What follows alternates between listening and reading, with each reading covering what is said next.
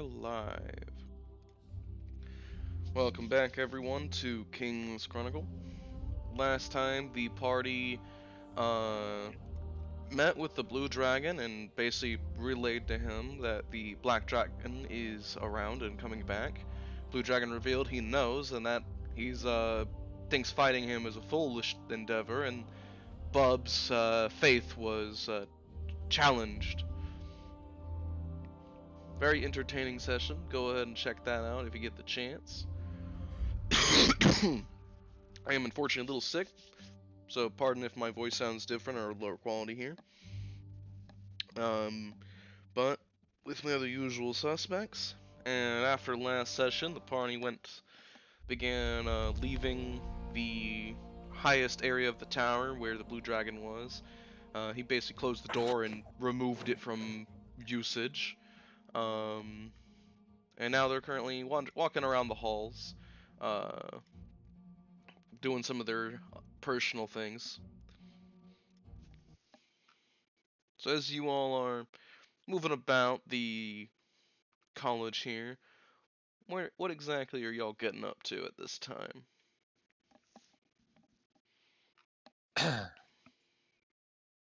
Oh, after the last session, I'm making my way back again to the library, except this time I start from farther away than I was. So I gotta go all the way down with ILOs in tow. Alrighty.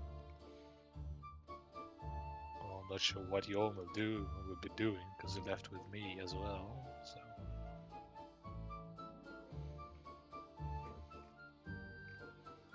So you make your way down and over to the library area once more after having been rudely whisked away without your permission. Yorm is kind of following a little bit, but after a certain point, Yorm just kind of branches off and goes to another place. Seems to be finding something to occupy himself.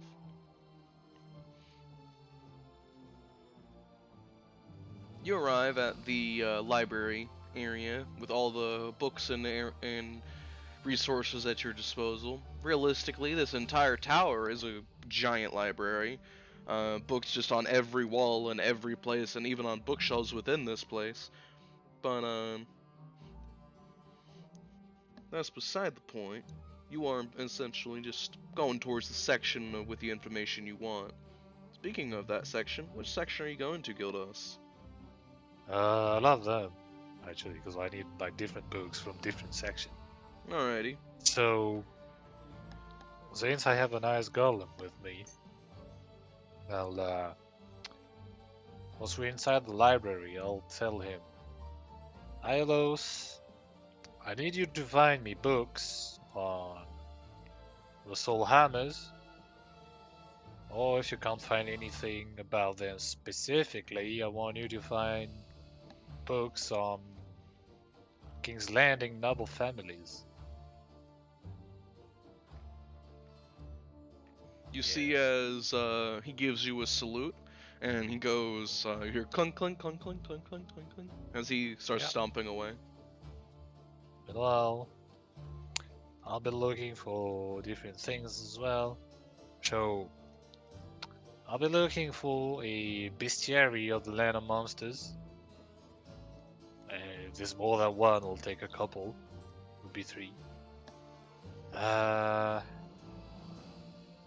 some kind of book about flowers and all that, like the kind that's illustrated. Like mostly, yeah, no, Rinaldian flowers specifically, because like it was like one type I'm looking for, just for a model. And then yeah, that,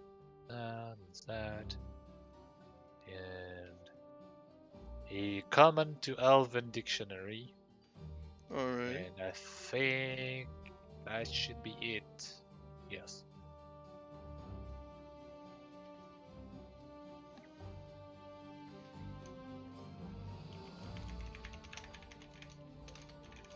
Sounds good.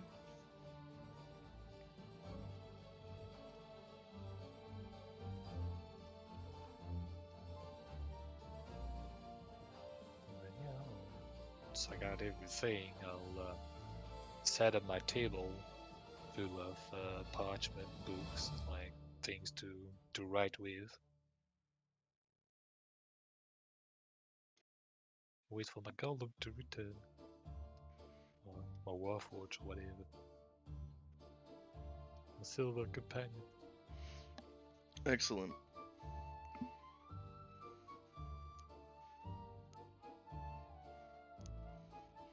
It's alright, you gather all those materials, all those books for knowledge that you can get. Luckily, the library is incredibly well organized, and everything is notarized and placed exactly where it should be. So finding anything you need is incredibly easy. But your golem returns fairly quickly. Criminally organized. Overly organized, yes. Your golem The man returns who with organized a... this place should be arrested. Why? Did they do a terrible job? No, it is too efficient. It was too well organized. Your golem comes back. You hear clink, clink, clink, clink, clink, clink, clink, clink. And you see he's got a stack of books in his arms. They just kind of go above even his head, and he places them on the table. Then he salutes again. That's a lot to go through. Man, thank Told you. him to get books on specific topics, so he grabbed all of them. I mean, yes. He grabbed all of them. Yeah. Anything for you, master? He hasn't gotten a voice yet. Nope. I don't know if it can. I don't know if it can talk. It has no face. It cannot talk. Its face is a perfect mirror reflection. That's what I imagine. It's got no face. Why? Because it's just a regular golem at the moment. It's just made. It's Damn. like a mostly humanoid-looking, but rather featureless golem at the moment. You could upgrade it later. Well, I'll be working toward like making him like his profile picture. Soonish, when I have the time. But yeah, daily work. So, since I'm alone, now I'll focus on the things I need to draw and like write down. So, first of all, I'll be going through the flower book, and I'll be looking for the Rinaldian Snapdragon, because well, in character I need to see some of them. I can't very well draw it just from memory, so I am looking for a model. Alrighty. So you begin looking over the books and just make me a history roll to find it. Mostly to see how efficiently you can find it. There are a lot of books here. There's a 16. Alright, you find it in no time at all.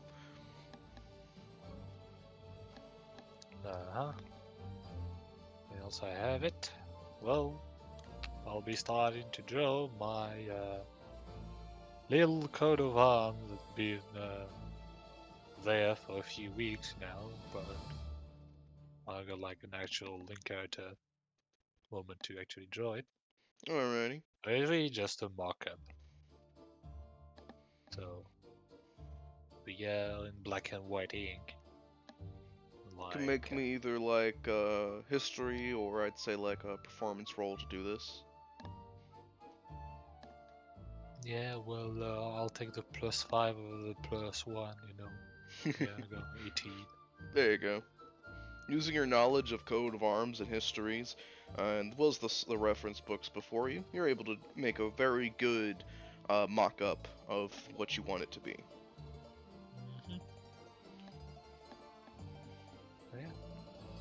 Basically, like on the handout, the tribe handout, just that black and white, and like instead of the colors, it's just written the color instead. Well, yeah. So I've done that. I'll set the paper aside. And was there nobody else? I'll peruse the Elven dictionary. Because I need to look up some words and write that down.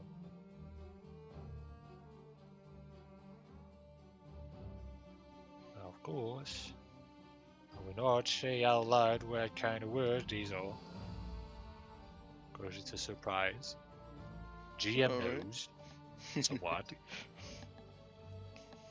So you can make me another history roll to find all that pretty quickly. Uh-huh. Alright, Elven history, let's go. 17. Ah, very nice. You find the words that you're looking for in record time.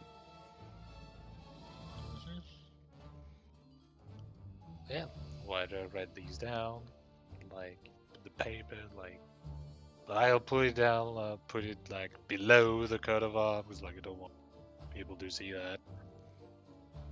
And, yeah, once I'm done that, done with that... I know there's a lot of, books about the nobles and all that, but I'll be going through the Land of Monster history first. There's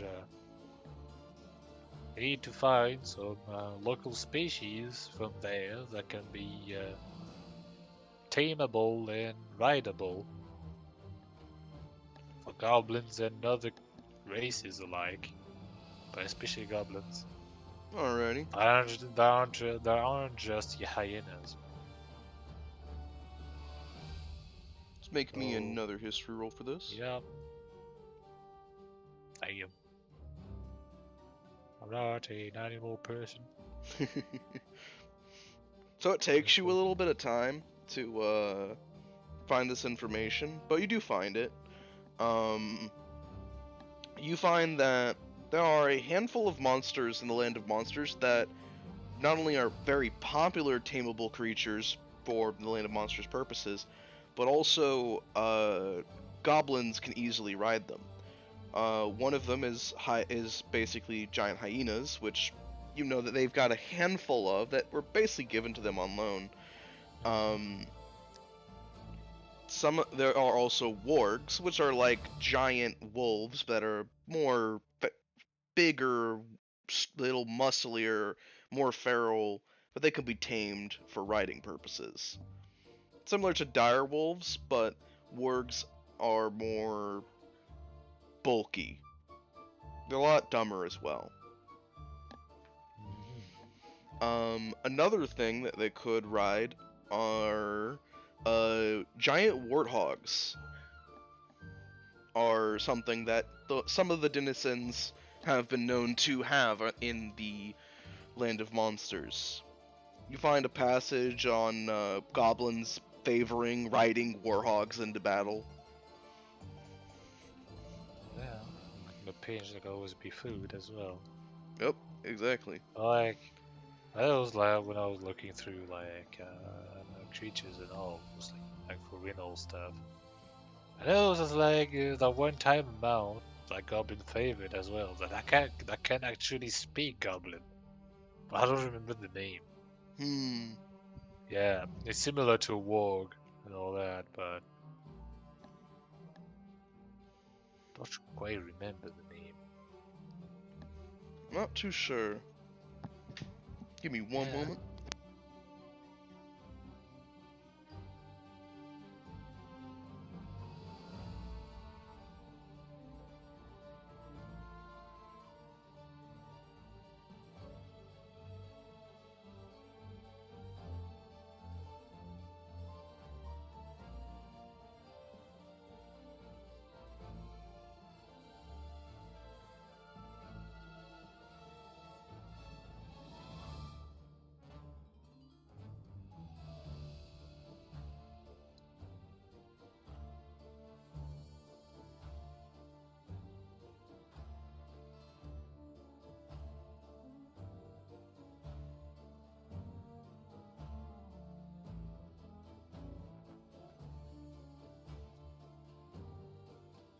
Alrighty, I have returned.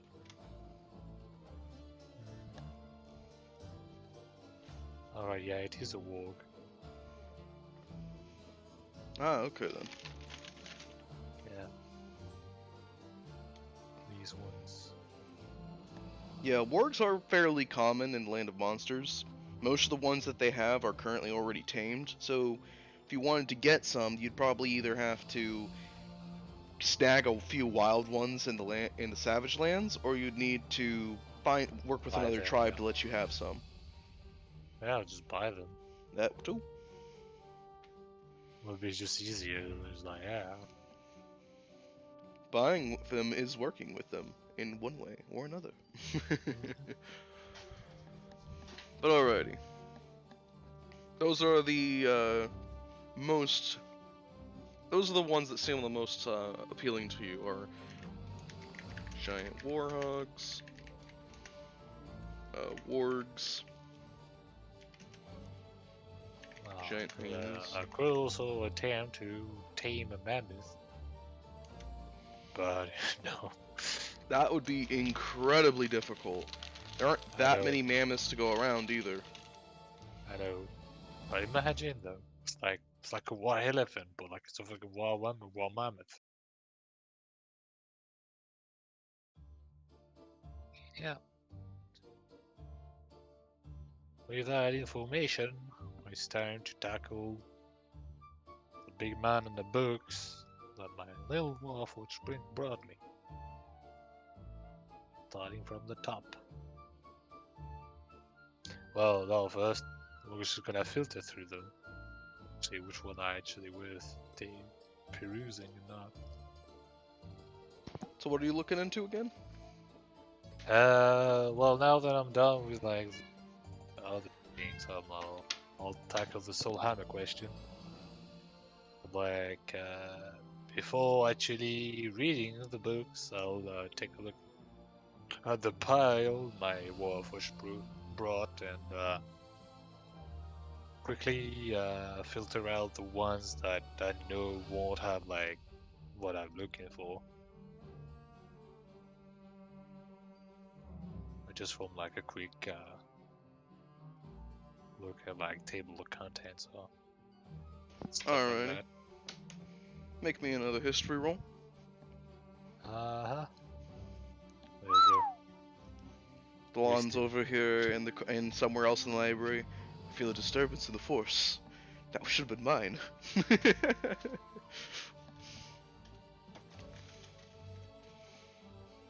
I am the difficulty.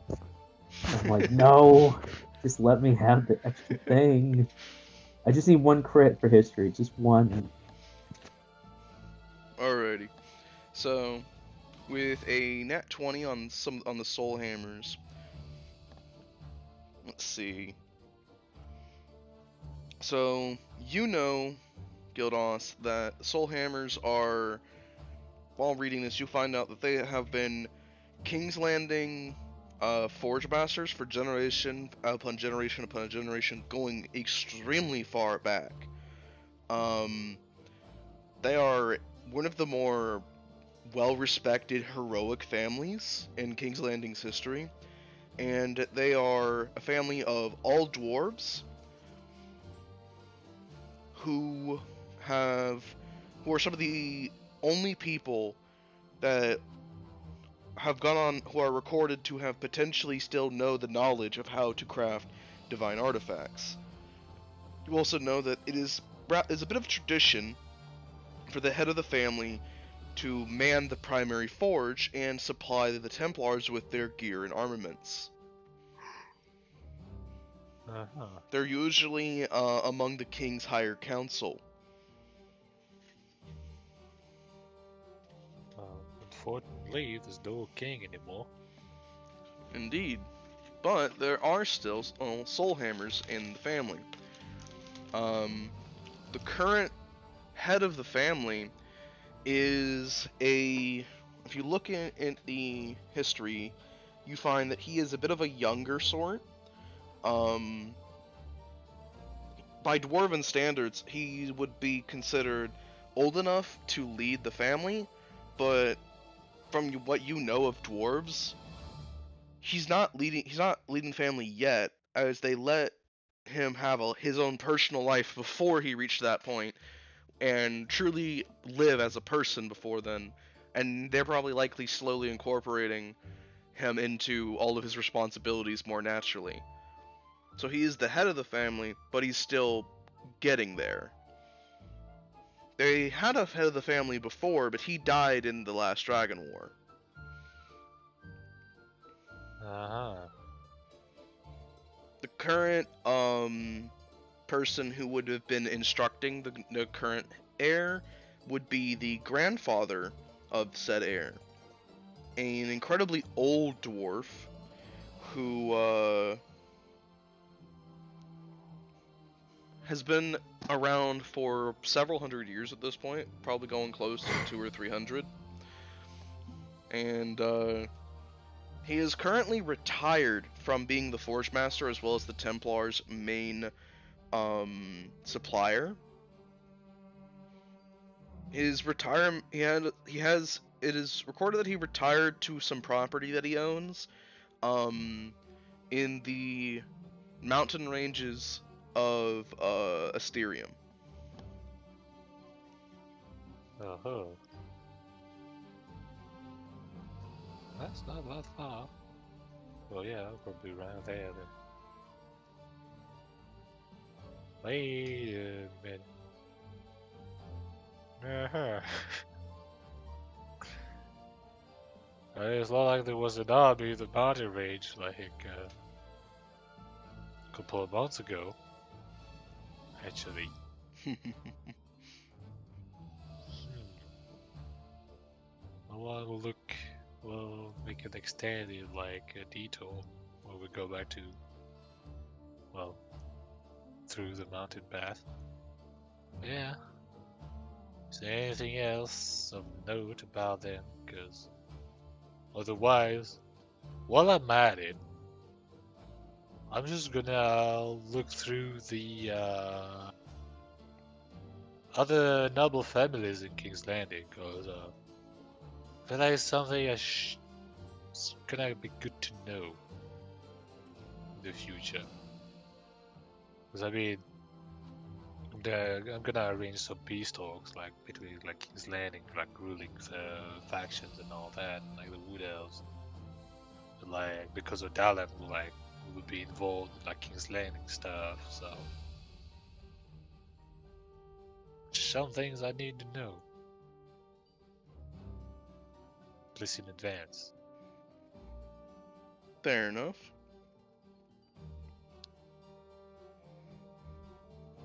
So, what sorts of families are you looking for here?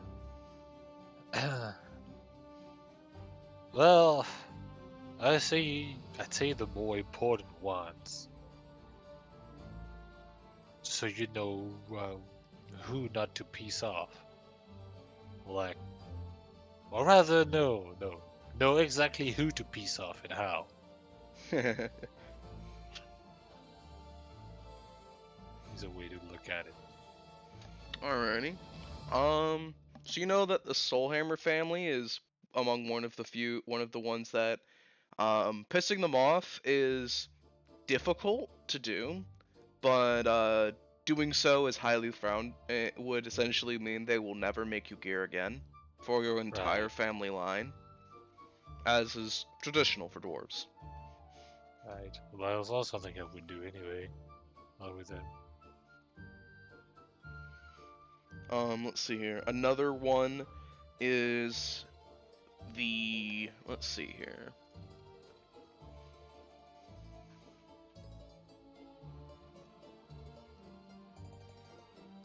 The Artorias line, it was an incredibly important one, though it is currently ceased to be. That was the last king's line. Yep. The Wolfdom line is a very famous line. They have a track record of making exceptional military officers, commanders, and tacticians or generals. The current head of the family is Darius Wolfdom, Yeah, who yeah, I was Delon has about to say, mentioned yeah, on it's, frequency. well, we met him, so. That too. Let's see. Another family line is let's see here.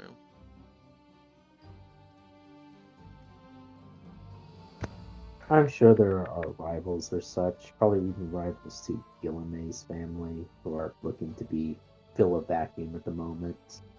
There are some. There are lots of minor families that are not really mentioned as overly important. Even if you piss them off, like they don't have the clout, like the Right. weight to throw around for it to be a real problem. They can cause a stink, of course, but like it won't be too bad.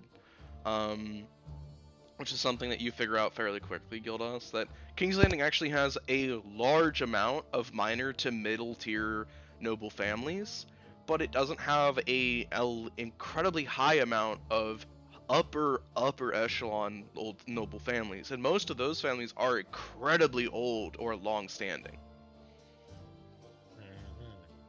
They're also very prestigious, and knowing what you know of King's Landing, it's very infrequent that one of those families is a disappointment. So much as riding on their shoulders as an image of King's Landing that usually the families stick to their image very closely. You do see in this book that the Guillemets family, Blonde's family, is a lower tier noble family, but they are considered to be a rather prestigious one among the lower tier ones. They seem like it's projected based off this book's author that they could become a middle tier family in like another 100 years. Well, good luck. Hopefully, we don't die by Shadow Dragon by then. Before. Let's see. There is another family that is middle tier, but they are led by a man who their head of the family is the first of the family, but his family is classified as a middle tier family, mostly due to his incredibly prestigious service record. You see that the family is named the hold on, brain for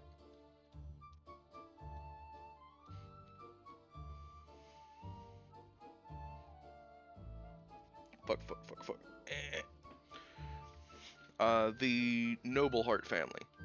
They're led by Sir Roderick Nobleheart. Oh.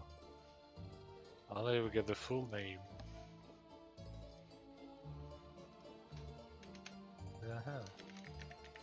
He is classified to have 3 sons and 2 girls.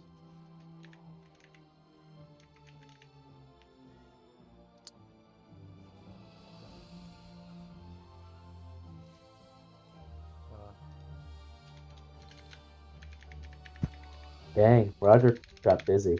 Yeah. It's not like the king. It's like, oh, who are these children anyway? I'm the king. Who cares? Oh shit! I I'm imagine dead. no, it's probably it's more tragic. They probably tried, and it just circumstances worked against them. They kids in time.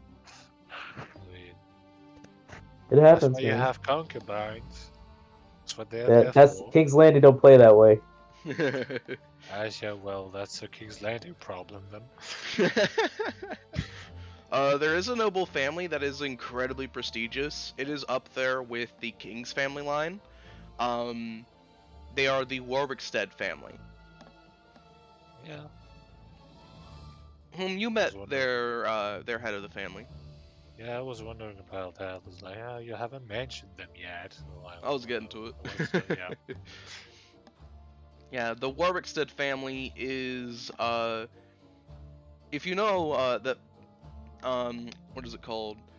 Britain has they're a duke of what is it fucking called?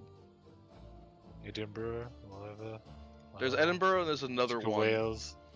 It's not the Duke of Wales. It's it's Prince of Wales. Yeah, there's the Prince of Wales. There's a very specific one that throughout a lot of more medieval British history was typically the right hand of the king.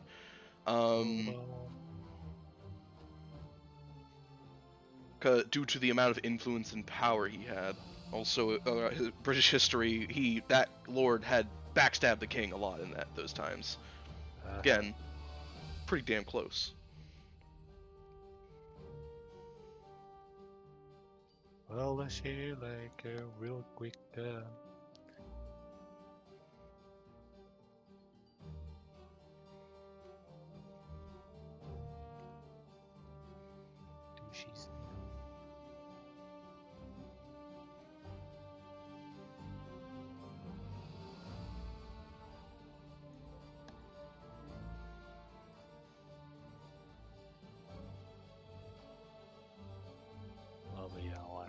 so we Oh, can well. kind of I can't remember the name of get it. the idea. Yeah, essentially, Warwicksteads fill much the same position for King's Landing. They are by far the most prestigious family, second to the king. They have a strong claim to the throne or to the Kingsglaive should there be a vacancy, but they've never been kings in King's Landing's history, but they have a strong claim all the same. Doesn't really matter like how big your claim is. You either have the king's live or you don't.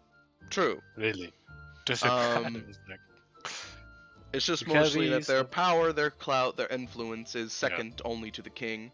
And notably, during the last time that a king was crowned, um, the Warwicksteads did receive what is called a token of kingsmanship, but they gave it to what became the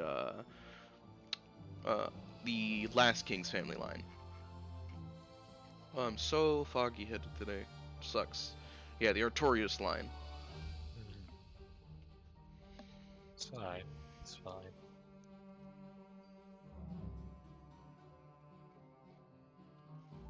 At least what you're saying makes sense. That's always a good thing.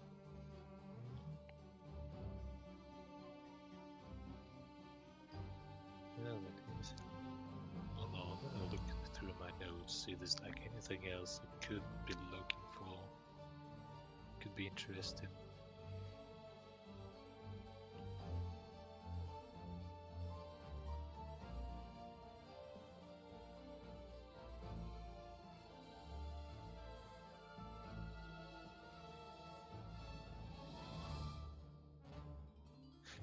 So, it might be a long shot, but is there anything about sovereigns like royal family I could look for?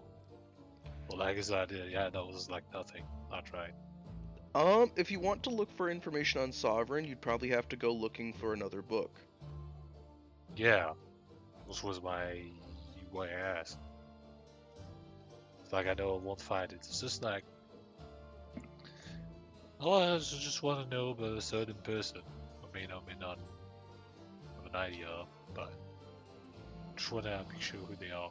Sounds good. Maybe. So, if you're looking for books on Sovereign, you actually do find that there are books on Sovereign here. They're pretty sparse compared to a lot of the other books, but there are a few. Let's see.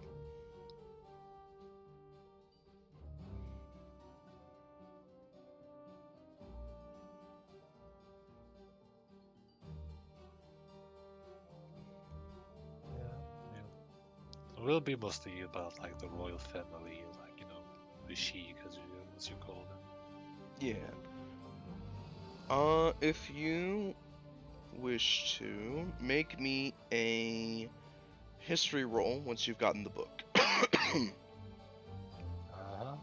If I don't wish to, though, what do you do? You go the other way. Oh shit. Do I have an inspiration still? I don't remember. We have one. Well, I mean, we spent the night technically there already. So I would be spending like 3 days or something. You can reroll, yeah. Yeah, I could just take my time. But that would be your last one, honestly. Yeah. Do you wish to use that for this? Yeah, like. Okay. 21. So with the 21 Gildos, as you're looking over, you do find that the Sovereign books are written in a weird hodgepodge of Common that is... It's like Common written by people who understand Common, but developed it on their own without outside influence, if that makes sense. It's like I'm reading an accent. Essentially, yeah, you are physically reading an accent. which is a strange concept to be sure, but that is how their common is written in this book. This book seems to be penned by a citizen of Sovereign. This book must have been taken from Sovereign at some point. Sovereign has a curious ruling structure.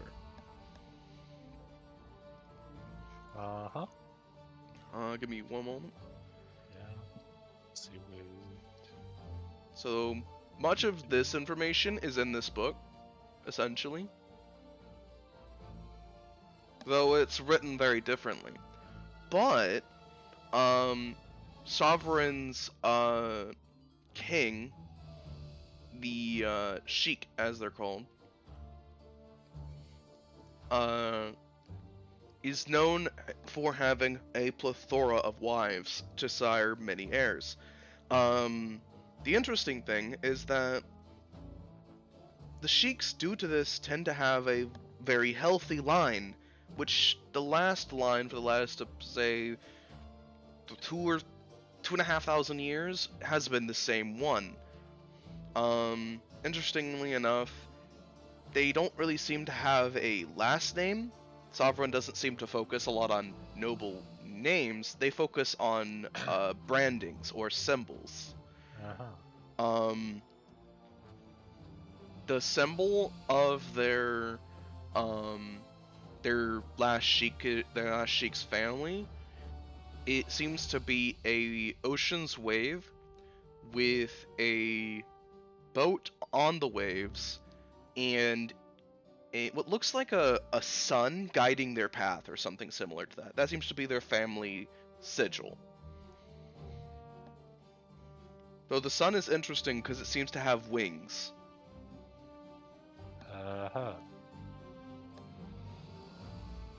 Flying sun. Oh, well. Who knows? Maybe he's like god of the sun, you know, that can actually fly. Who knows?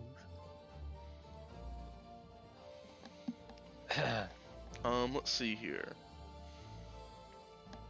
Notably, you also find that a heir would usually have this symbol either on their person, on like a medallion, or on something of their that they own, or potentially tattooed on them somewhere.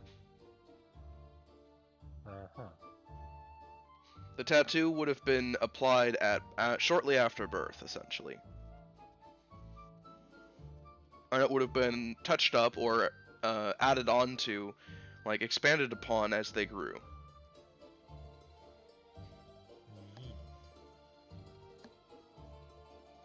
Let's see, yeah, out of curiosity, like, how long ago would this book have been read?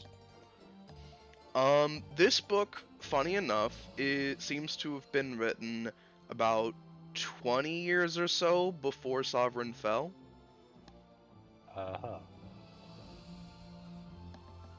Which was, quite a long time ago. It was. Yeah, so I wouldn't find the name I'd be looking for, but No, unfortunately what to not. look for on the person. Actually, there is something you do find. There is a very well sketched in black ink, essentially, picture of their last sheik. Give me one moment. Assuming that the depiction is accurate or not exaggerated, he seems to be a young man, or perhaps not a young man anymore, but more like in his prime, or just barely past his prime. He has what looks to be short hair, a bit of a grizzled face, a serious look, and he looks very similar to someone that you personally have seen before. It's the eyes and the shape of the face. It's very familiar to you, Gildas.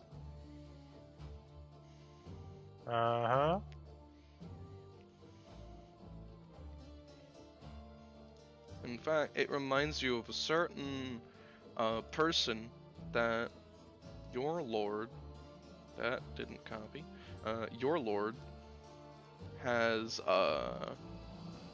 travels as his entourage quite a lot. Oh, the only thing he would actually bring him is the thing. Oh, you know that this person that travels, he has an entourage. He brings him with him almost everywhere. He is a good military leader, and he notably um he notably is someone who I'm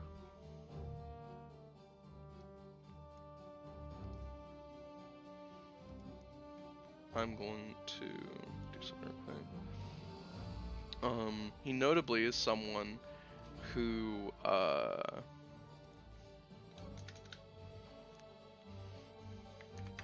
when the Lord travels out and about, the Lord brings him with him.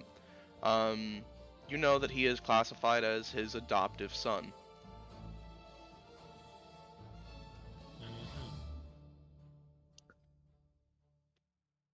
Looks a bit old to be his son, and to be honest, but you know.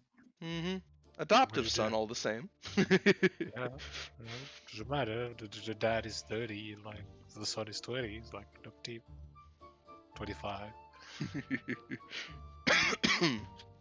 Pretty weird, but novels, right? Yeah, he is not. People know he's not his son by blood.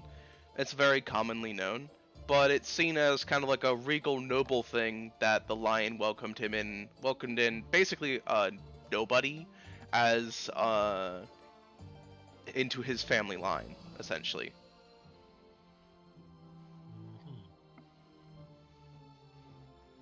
This person's name is Arun Lionsmane, and he started off as the squire to the lion for the longest time. Though he is currently a knight and commander in his own right.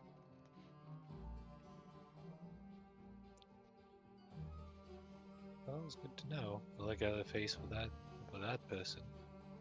But yeah. Well, we'll do the book now. Now that I have it,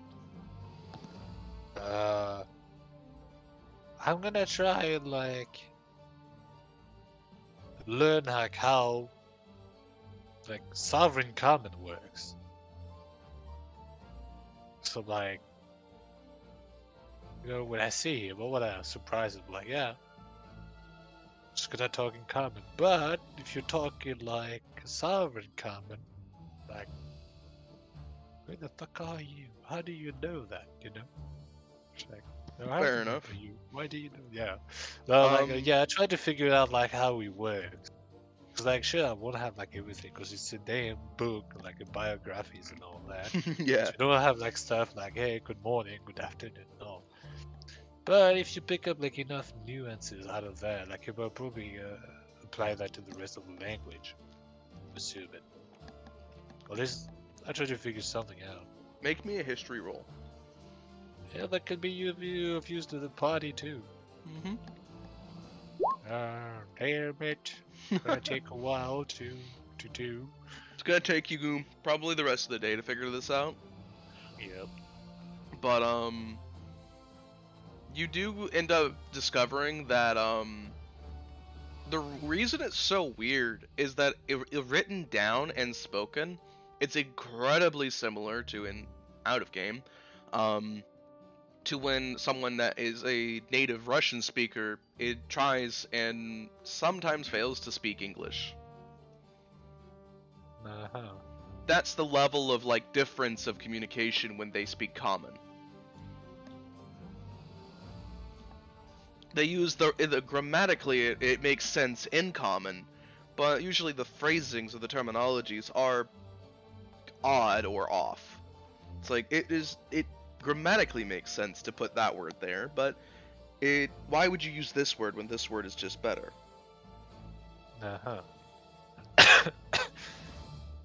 But yeah, while I'm studying that, I probably switched off to the other party members. Yep. So while Gildas is studying that, I'm going to move over to Delon.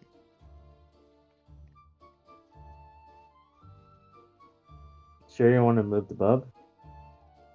Evan told me before the session that like he has a lot less to do. He wanted to take a back seat this session. Yeah. Oh, all right, man. If that's He your call, gave that's me all I need. what's it called, carte blanche to do that. So All right, fair enough. Well, like I said before, yeah, I guess after the incident, Goban is grabbing a couple of books, looking a couple of things, getting ready to do his research. He does actually, at a certain point, look for Sovereign material, but then he discovers anything he can't find anything on Sovereign, so either someone already checked it out or it's empty. So he's like, huh, okay. So he has to move on from that. And whatever things he does find on Sovereign, I imagine it's already shit he already knows. They were great magic people that he wished to be. So he's like, okay, all right, I already know that shit.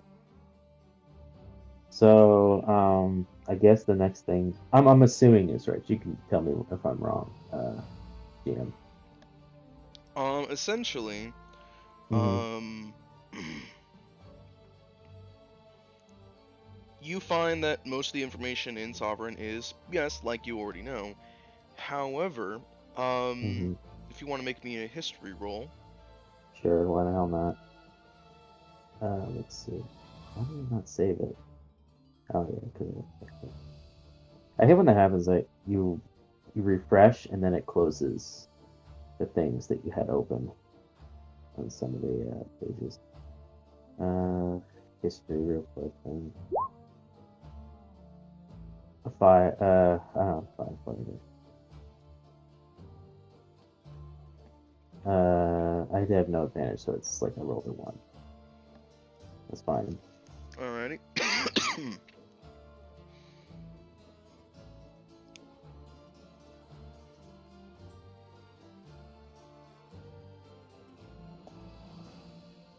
I guess what does he get with a five?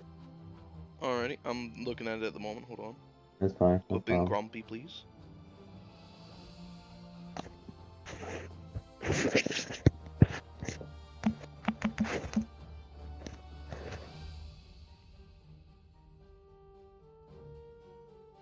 So with nat 1 and 5, you don't learn anything specifically new about Sovereign.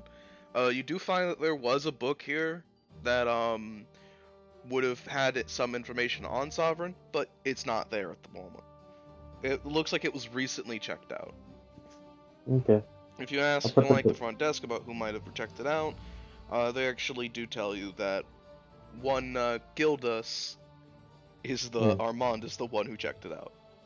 Oh, okay. Well, all right. At least one of my party members is doing it then. Okay.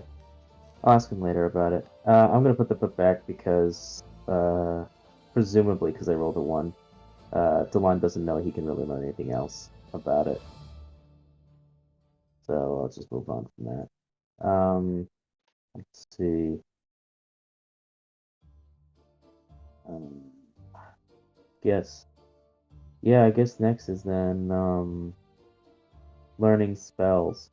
So I'm going to look for a list of, I'll bring a book of like spells and cantrips to the rest of the party, and I'll take a look. I'll ask an opinion of an actual sorcerer and wizard on what she thinks.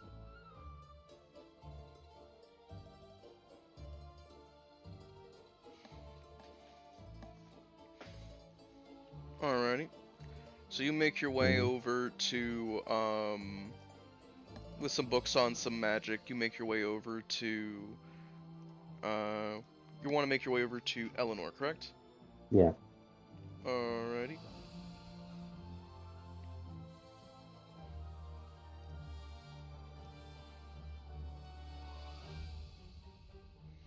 Alrighty. So you make your way over and around. You find that Eleanor is currently sat in one of these sections on potion making.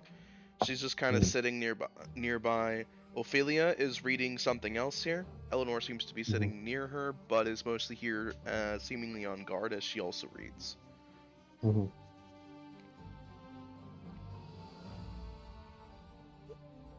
Hello, ladies. Don't mind me.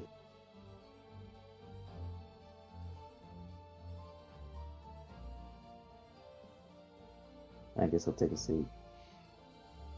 Somewhere. As you take a seat, Eleanor gives you a nod. Ophelia does as well. Hello, Delon. Hmm. Hello, Sir Knight. Let's see. Lady Eleanor, I was wondering if you could help me with something. Yes, what is it? I'd be more than happy to help you, Delon. I've been looking through some of these magic books. Figured while I'm here, I should learn some more magic.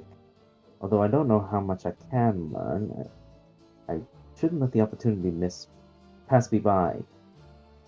I'm sure there'll be more time to research about divine artifacts and other such, but I should get this out of the way as soon as I can. But I'm having trouble deciding on what to look for. Do you have recommendations? Well, personally speaking, I find learning spells that are practically useful or utility based are the most important, though I do personally enjoy more explosive spells. Yes, I have noticed. It's just something so much more satisfying about watching something just affect an entire area and knowing that you did it. Satisfying. Is it? Let's see. That's right. Let's see. Then, what's this thing? Damn. If only we had more time here. Well, perhaps this. What exactly are you currently thinking of learning? What do you Well, want I'm to caught learn? between. Well, I'm caught between two. On the one hand, I want to learn Mage Hand. It seems like a fairly useful ability, but practicality. Conjure Bonfire seems like a far more usable ability. I mean, the uses on the road are numerous. Need to create a campfire? Bam. Need some light? Create bonfire. Means her to be utilized for other effects. Yeah, Mage Hand is great. Gilda's used to patient too. Everyone has Mage Hand. Eleanor, you see her stroking her chin, but she's doing it with Mage Hand as you talk. Mage Hand is incredibly useful, and it's fun. But, she does while gesturing again with Mage Hand as if it was her actual hand. If you wanted to learn a utility spell, Create Bonfire is much more practically useful. Though ultimately, Mage Hand's incredibly useful depending on the situations. It's really what you prefer. Though, I would recommend Create Bonfire, actually.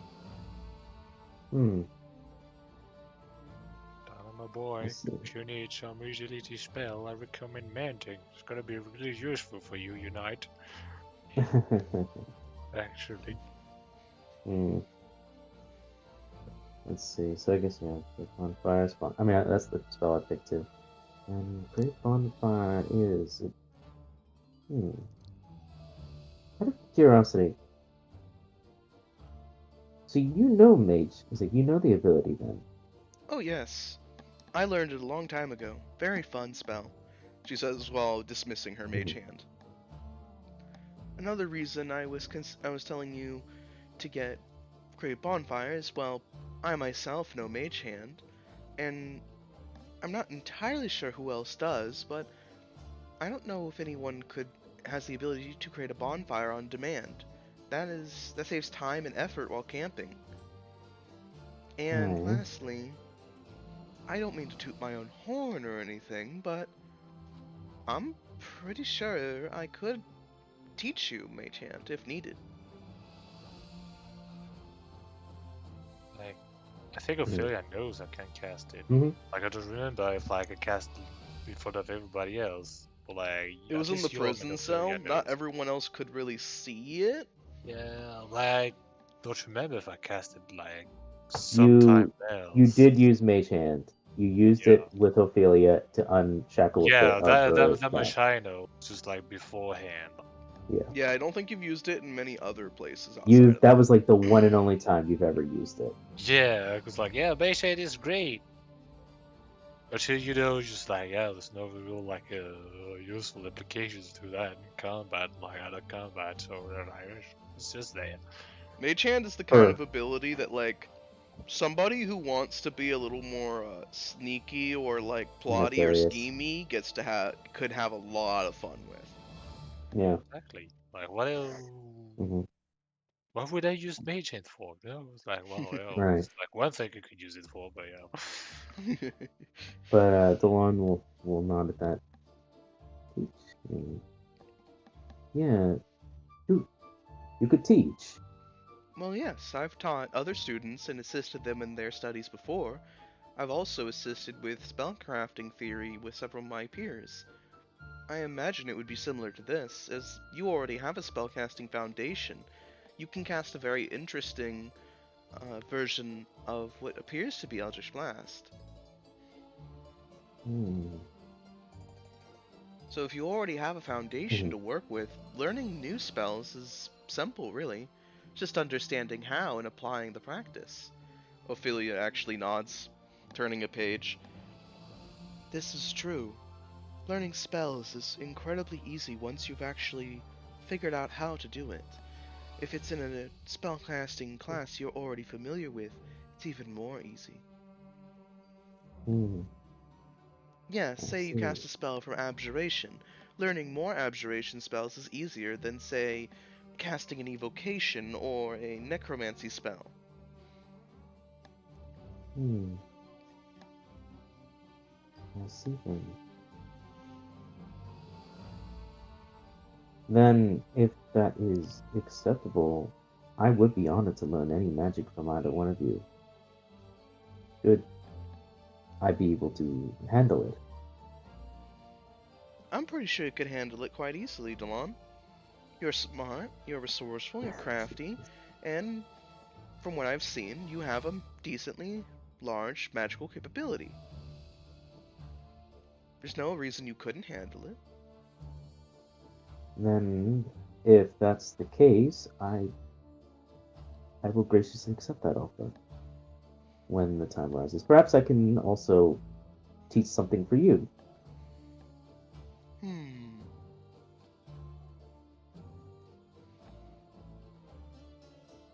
But while you think on that, I should get started. We shouldn't waste too much time here. Not that I couldn't spend an entire lifetime in these holes, but time is of the essence. Yes, I'm studying as much as I possibly can here at the moment. Hmm. Just a bit of review and looking for some other notes or sources on some things. Sources on what, if I may ask? Locations of ingredients. Ah, yes, for your elixir. Yes. I've also been meaning to ask. When we were in Lunaria, you mentioned wanting to know more about the Eye of Sylviana. You asked about it on the rules of its champion. Is that something you're also pursuing? On a personal level, yes. May I ask why?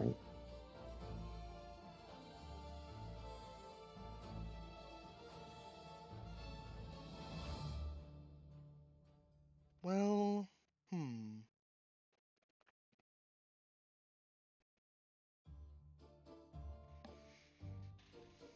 So I believe it was the heart of Sylviana.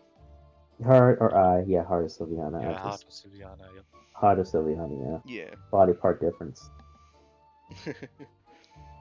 Eleanor thinks for a moment before she actually marks her page and closes the book. Hmm. She puts it under her arm and taps her chin a few times. Well, where to start? I spent a lot of time in the temple. In my youth, I learned quite a lot, and I gained an appreciation for Sylviana herself. I also, as a young girl, was rather enamored with her journey and tale. Perhaps it's foolish as a grown woman, but I can't help but want to know more about the heart of Sylviana and perhaps find it. If I could use it or perhaps wield it, that would be even more mystical and impressive, but I don't personally believe that would happen. If I found it, I would wish to return it to the temple. I was not aware that you were raised in a temple. Yes, I mentioned it briefly when we were there, but for a time I was sent to the Temple of Sylviana. It was during, I believe, the last Elvish war with King's Landing, and as well as the Dragon War. There were some things going on that were quite hectic, and I don't remember much at the time, but I believe my father sent me there for safeguarding and safekeeping. While there, I was taught many things, as well, including a lot of magical theories, and they gauged my potential. There were others there as well, but I spent much of my youth there. I learned a great deal, and I was very protected from a lot of outside influences there. Eventually, when things settled down, I left and I was allowed home, and then I spent a lot of time enrolling into the college shortly after. But there was a large span of time where I just wasn't around my family. I see. It was also there where I was properly indoctrinated into the processes of being a mage and sorcerer.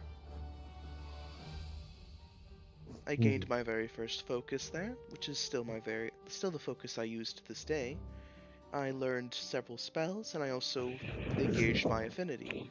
I remember several of my peers were jealous, envious, and a bit vindictive of my capabilities. I learned spells and I learned things very quickly, quicker than most of them. I had a potential that some of them lacked, and, well, I don't like to say such things, but I was a bit of a prodigy. I see. At an incredibly young age, I could simply cast spells. Things like prestidigitation or thaumaturgy. At that young? Yes, I showed an innate affinity for it.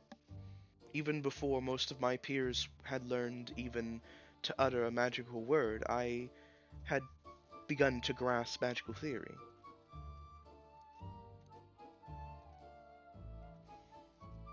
Why is this the first I'm hearing of it? Well, I don't talk about it much.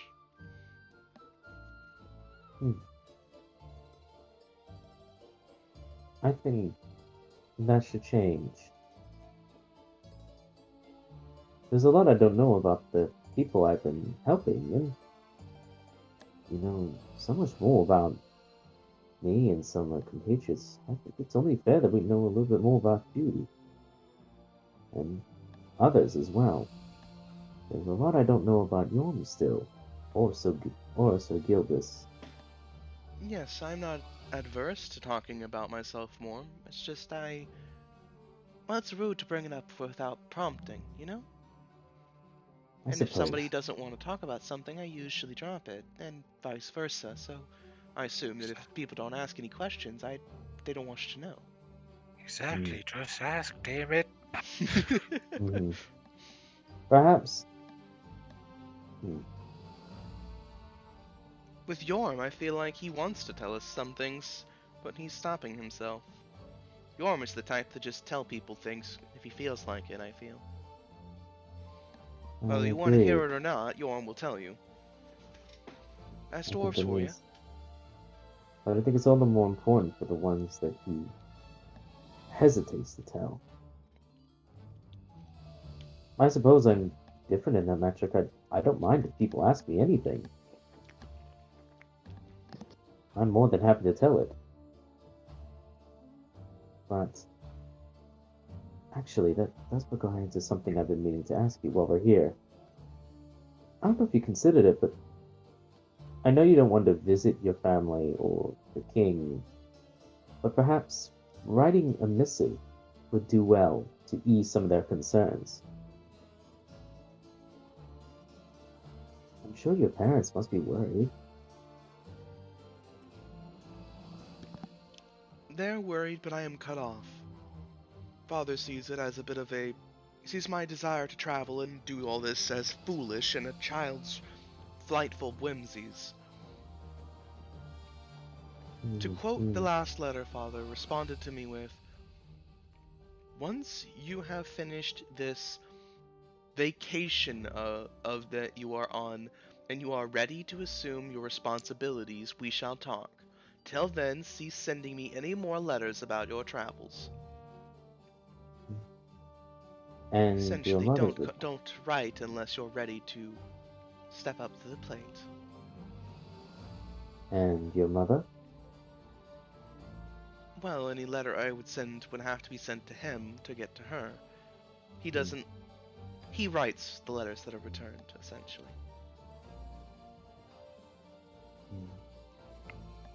That doesn't seem right. I do send monthly missives to the Lord of Asterium, status reports, if you will, updates on our travels and our expedition logs. Don't you consider think, especially with all that's going on, it perhaps at least one wouldn't hurt. Your father's stubborn, I understand this, but even he must worry. I'm sure he does, in his own way, but he has told me not to write unless I am ready to return and cease all this silly behavior. So then, I shall not write. If he doesn't wish to hear of my travels or my excursions, my successes, my failures, then so be it. I will return with everything that I have done, and I will show him the proof of my labor. But until then, if he wishes to remain ignorant, so be it. Lady Eleanor, is that stubbornness? Yes, my family is incredibly stubborn. Yourself included, it seems. I do If not not deny it. already evidenced. Hmm? What'd you say? Well, she said I do not deny it. That's why Eleanor is good. If that is your if that is your wish, fine. I will not push it any further. But I do think. No, that would be not right. If this is your decision, that's fine. But still, perhaps consider it. This will be some time before we possibly come back to Asterium, and well, I'll let you. I'll let this topic be to you. If this is what you wish, then so be it. Thank you for your time. I'll leave you to your reading. No, thank you for talking. It's nice. Lady Eleanor, and this goes to yours too, your ladyship Nightfield. I don't know if I've made it clear. I hope I have. But if there's ever a concern, ever an issue you want to bring up, anything you want to talk about, please do not hesitate. I I am. appreciate it. What is the term? An open book, as it were. An open book with so many complicated wordings. No one thinks his eyebrow. In a manner of speaking, I'm sure. You're like a philosophy book. Everything is there plain as day, but you have to spend so much time deciphering the meaning. You honor me in your description. Thank you. But I don't believe I'm as complicated as you like to think. I beg to differ. You are a puzzle. And I do so enjoy puzzles. A puzzle? That is the first I've ever been referred to. That's good. If that is a compliment, I'm willing to take it. See that you do so. You yourself, Lady Eleanor. And you yourself, your ladyship. Enjoy. Ophelia nods. I'm I going to do learn some wish to magic mention now. something to you, Sir Knight. Oh, dilemma plus. Yes.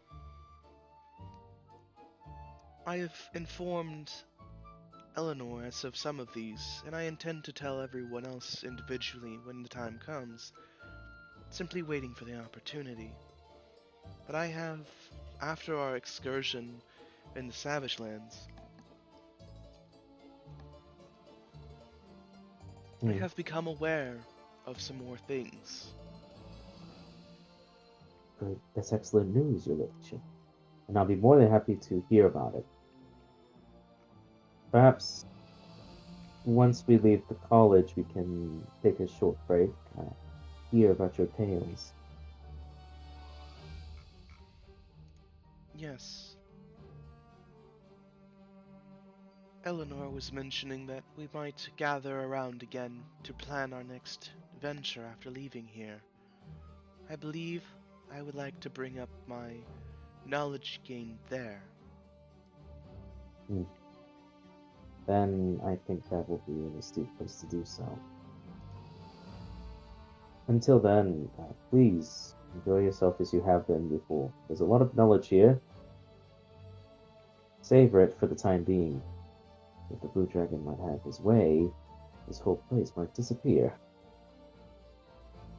Yes, it is disconcerting that such a stupendous academy could disappear. Indeed. With that, I think the one will make his way. And he's gonna learn whatever he's done learning. Alrighty. Kingship in a first level. You don't have to roleplay if you don't want to, because I know you're not feeling great. So, that's fine too. The only thing, probably, if it, I'm just letting you know, anyways, that he will probably use the whole sleeping thing if he Alright. has to overnight. If you could, Yeah, please. if you could make, some 3 Arcana rolls for me. Oh, my favorite. Oh, my favorite. I should really learn Arcana, honestly, at this point. Probably get a boost in Arcana or do something. Too so much.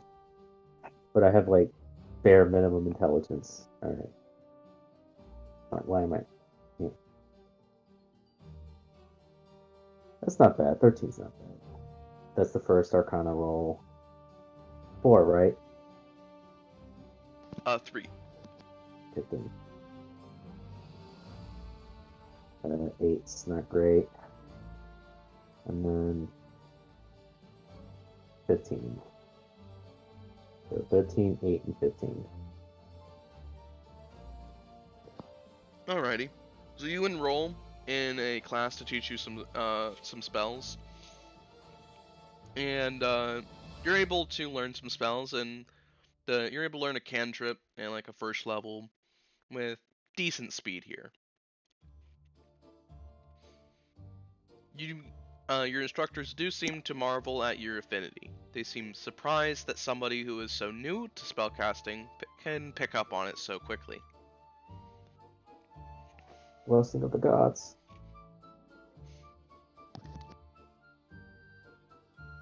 Gildas is rubbing off on me. That Bridget energy.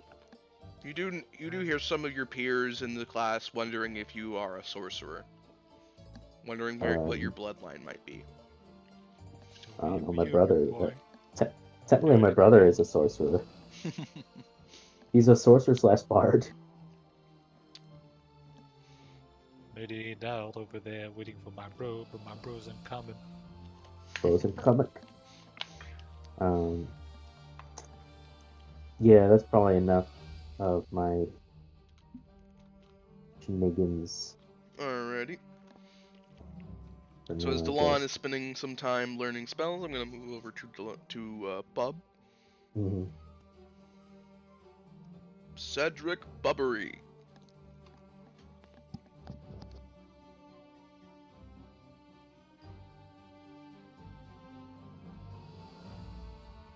Sir Cedric Bubbery, Lord of Kobolds.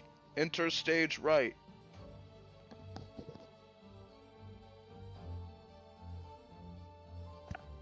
God damn it, go wake him up. It's backstage, go wake him up. Ah, damn it. He's gotten into the meat again. You drank too Push much. muted. My booze. This is what I get for hiring professionals. Amateurs don't get drunk on the job. They don't know they're good enough to do that yet. I'm so tired. Bub, you are muted. If you are talking. I'll probably left. Bub! Hip him. Go back to Gildas. Bob died. It's over. Bub died on the way to his home planet. Love died. The future refused to change. The future did refuse to change. God damn. I love that so much. I don't even remember where it comes from. It's like my favorite end over screen ever, which is "Love Is Over" from Catherine. Original Catherine, not whatever full body is.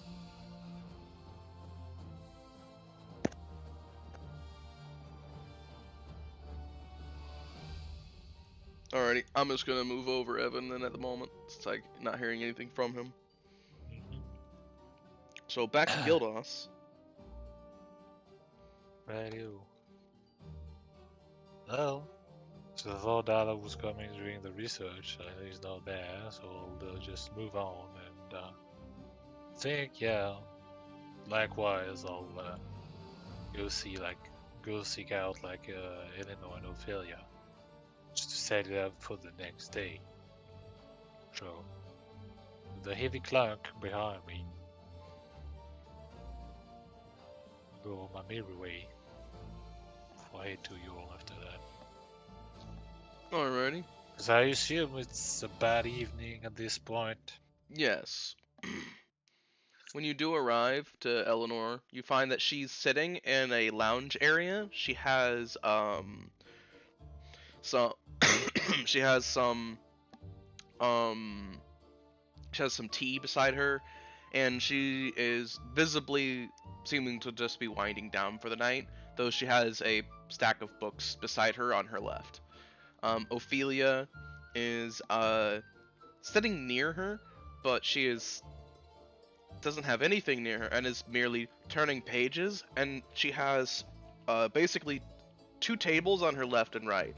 On her right is a stack of books, well organized and stacked. On the left is a much smaller stack of books, and she seems to be the ones on the right are they're organized, but they're not like alphabetized. But the other ones are alphabetized, and she seems to be uh, seems to have just been reading all day. Oh, yeah. Classic Ophelia, really. Uh-huh. It's just like, we never really seen her do that. It's like, yeah, she's got the library, that's about it. It's always been like off screen.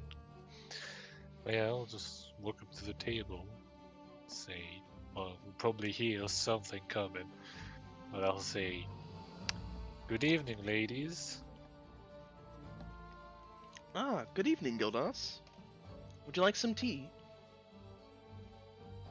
Uh, why not? But drink it tonight, so See as Eleanor closes her book, sets it down, and stands and pours some tea for you, and then hands it to you. thank you. Of course. It's a very calming blend. Soothes the nerves.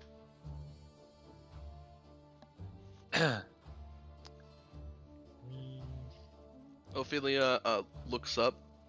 Oh, sorry, my lord. I was enraptured in this tale. oh, tell about what? It is a tale of a knight slaying a mighty dragon, taking its scales to make armor, and taking its claws to make weaponry, and then charging into a mythical land named Dragonancia, and defeating more dragons using their kin as weaponry and armaments as he liberates them from the evil tyranny of dragons. So that. That's a children's book, isn't it? Right. I remember my mother telling me about it. It's like, This is a children's novel. Miraculous. It is so well written and so splendid. Why, it's almost as if I am there myself.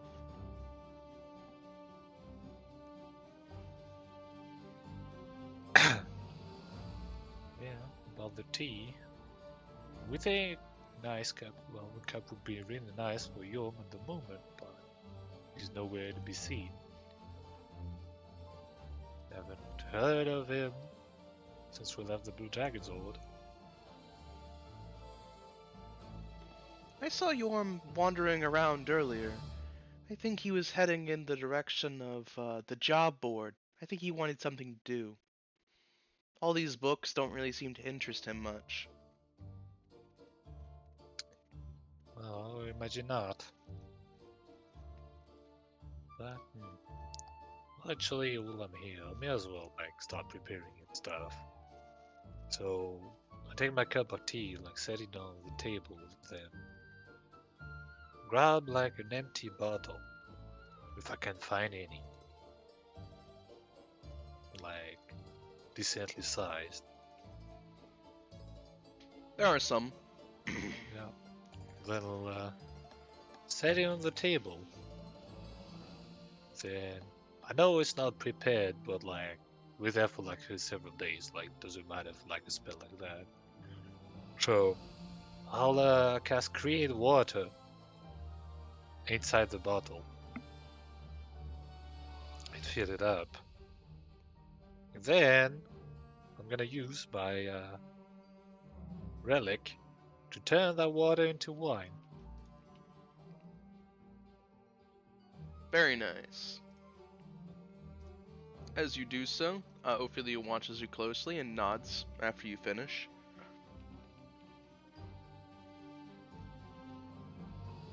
Hey, One moment, my lord. What is it? I told Sir Knight about this earlier, and I have also informed Eleanor. But after our excursions in the Savage Lands, I have learned some things.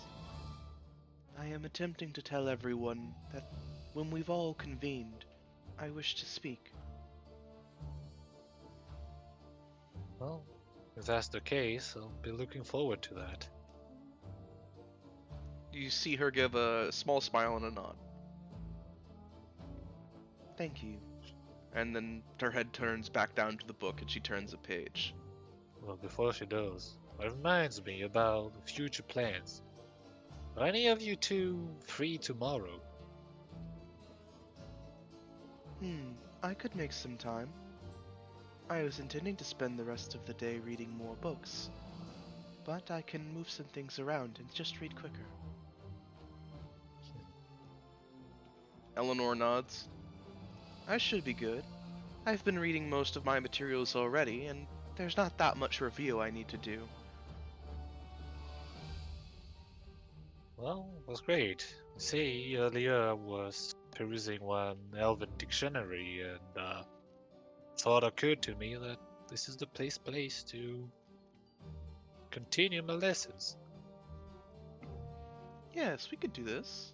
It is an excellent location for it.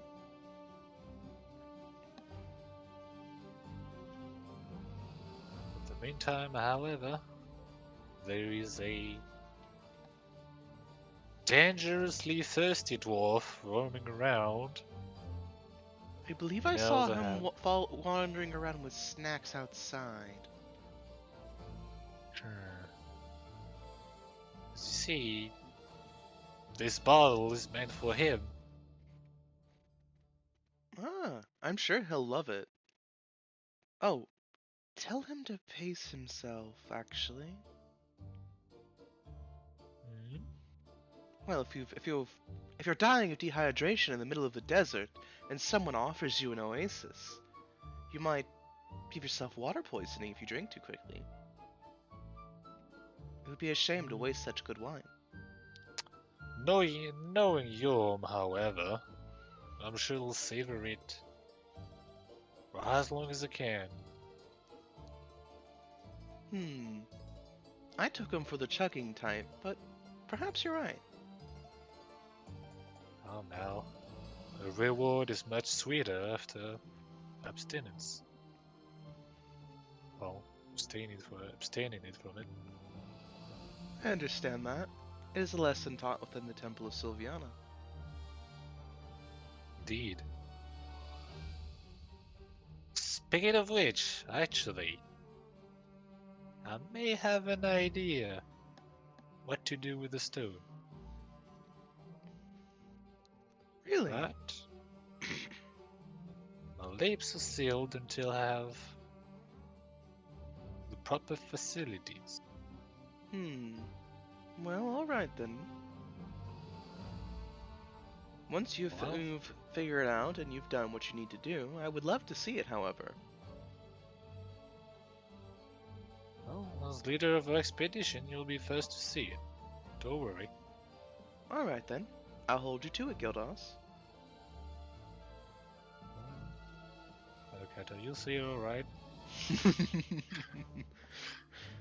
Well, but... Well, however, we'll give a small wave to the ladies and look for your... Alrighty. Like, but just okay, there's like, just opening the bottle, like, you let in the aroma, like... travel Do you do around. that? Well, let's say... After some time has passed, yes. I Alright, can so find... you go looking around, and you don't find Yorm or Snacks immediately. So when you do eventually just kind of like uncork the bottle and let the aroma waft around, eventually you hear rustling in the trees above you as you're outside the tower at the moment, and eventually, you just hear like a branch like crack, and then you hear thump, and you just see Yorm standing in front of you. Gildas, I smell booze.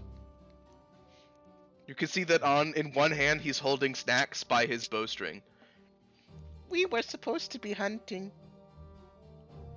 Can you put me down? Hunting this close to the college? It's a job of some sort. Figured if I stayed in the tower, I might fall to temptation again, Gildas. So I occupied myself with work. It's a good tried and true method. Just distract yourself with good hard work. Keeps you in. Once you're too tired to think about it anymore, you go to bed, you do it again the next day. If you have energy to think about it, you got energy to work it off. That's what my father used to say. Oh man, that's a good philosophy. But about that bottle, we'll just like walk up to him and like, I'll try like thrust it upon his hand. You see, as soon as it's given to him, you hear, ah! And Snacks is just dropped unceremoniously on the ground, and he just takes it in both hands, holds it up. Gildas, is this for me? I mean, do you see anyone else? Well, besides Snacks? Can Snacks have a sip? No. Well, maybe. We'll see. See him hold it up to like the dim light in the air as the sun is setting. Oh, it's good stuff. I can tell. I don't even need to taste it to know that. Oh, you just see him like marveling at it for a moment as he brings it under his nose and just he waves the bottle back and forth under his nose. And you just see him close his eyes. Oh yeah, sacred wine. I think it's actually the first time I give it to like some living being and not like someone divine. Actually, so really, it being your is like perfect. If you think about it. It really is. He kind of like sniffs it some more before he actually puts a cork on it, and he keeps it in one of his hands. He got a very firm but not like crushing grip on it. It isn't going anywhere. All right, Gildos, you, me, and this little brat right here, we're gonna have a good time tonight. Oh fuck it, let's go barge into Delon's room. We're gonna in him trunk. Well, I may be more than happy to share this secret one with with all of you. After all, until now, only two goddesses got to taste it. And it's a crime not to share it with my friends. As after all, wine like this is great, but wine like this shared with good company goes from great to grand. Indeed. Well, let's find Alan then. Aye, let's find him. Snacks, find Talon. Snacks is not the hunting hound. Find Talon. Go on, or you don't get any. Snacks wants some. Then go find Talon. Got this here. Why do you have one of Talon's and pieces of cloth? In case I need to find him. Now sniff! Snacks is not that kind of kobold. Sniff! I just watching these like amused. This continues for a few moments before Snacks eventually makes a point to look like he's sniffing it and then march off in the direction where he assumes Delon is. Yorm is so hilarious. He's more hilarious not drunk, sober, like stone sober than he is in his regular self. He's so much more aggressive. He's just like, take the fucking elephant. So Delon, where are you in the evening right now? You probably well, finished your classes. Yeah, I probably finished my classes. Proud of myself that I learned a cantrip and a first level spell. So probably if I'm either in the room or researching divine artifacts. Or honestly, I'd probably save that for Gildas the next day. Be like, okay, we're gonna cover all that. So I'm probably Dylan's actually probably just relaxing in the room, or possibly falling asleep to do extra studying, or As you fall asleep, we just like smash down the door. Yeah, exactly. Like, As you're like laying sleep down, tonight. you blow out your candle, yeah. you're just ready to lay down. You just hear like clink clink clink clink clink dum dum dum dum, and then you just see as your door slams open, the hinge on it breaking off a little as Yorm just kicks the door open. John, wake the fuck up! We're drinking sacred wine. Delon actually, so you actually see Delon get up. His teeth, he actually see him immediately pull out his sword and like ready a breath weapon. And it's like, and you just see like Yorm just like with the wine. You just see Yorm with like the biggest grin on his face. Snacks is standing right beside him. I found Dylan. And then Delon, seeing this, slow, like in a quick stroke, just like immediately sheaths and adjusts his demeanor. What? You heard me? Wake the fuck up! We're drinking sacred wine. Courtesy of Gildos here. As you just see Yorm just put an arm around Gildos and pull him close for a moment. Come on, we're going out drinking tonight. I won't take no for an answer, Delon. I'd be personally insulted if you said no. It's freshly made as well. Then I have no choice but to come. Of course. Oh, Never don't want be to like insult that. You're a gonna have friend a of good mine. time. No, none of that. I'm just glad to help see you in higher spirits, my friend. Oh yeah. It was the lowest of lows And now it's time for the highest of highs, as he says, holding up the bottle of wine above his head. Delon approaches and sees the doors off the hinges. Who do we speak to fix this part? Oh, I'm sure Gilros and I could fix it like nothing happened. So yeah, actually, like how broken are the hinges? They were kind of like broken off with just like the force. New Yeah, it's probably hinges just could just snapped would be off. needed to be made to fix it, but Honestly, that wouldn't be too hard was to make. I was like, Ielos, can you hold the door up like this? See him give you a salute and then take the door up with no problem at all and hold it up for you. Yeah. Was like just take the hinges, like cast mending on them. Should be Yeah. fine, right? That actually would Honest- fix it, yeah. Yeah, you Yeah. just bend the hinges back into place and just put it back in. There we go. Normally That's I would new, frown nothing upon happened. using mending for this when you could improve it with dwarven hinges, but we're in a hurry. Exactly. We don't got so much evening, and we got all this wine. Alright. Well, you've woken me from my stupor, so let's get to it. I'm Yes, eager to let's. taste this sacred wine. We're gonna go sit outside. I'm gonna get a fire going. Snacks and I went hunting in there. We stashed it away in a tree. It was gonna be bait for something else. Fuck that. We're gonna cook some venison. We're gonna cook it up on the fireplace. We're gonna drink this wine. It's gonna be a great time. Excellent timing. I actually learned a new cantrip that would help immediately with this. Fantastic. Aye. That's where I came from. I just came from a class. I was, Oh. You actually see Delon place his hand behind his neck, bashfully. I was, praised by some of the professors at how quickly I learned a few spells recently. Just now. Well, good for you, Delon. Thank you. Spellcasting ain't easy. Trust me. No, Not something I'm especially good at. but your blessings have saved us and mended us in quite the moments of need.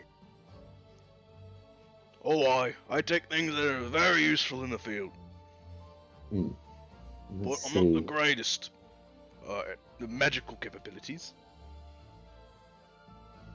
Once Let's knew a see. dwarven wizard. Strangest Hmm. thing. But I the most challenged him would be- to a fish fight because I thought it would be funny. He didn't even need to use his spell. I got my ass kicked. Thought a dwarven wizard would be scrawny and weak. No. I expect better to you. Don't you say that everything dwarf does is a better version of what it was before? Well, yes, What that's makes it true. different? Why But would a see, dwarf among wizard be dwarves, dwarven wizards is not a popular profession. Dwarves see it as cheating. You see?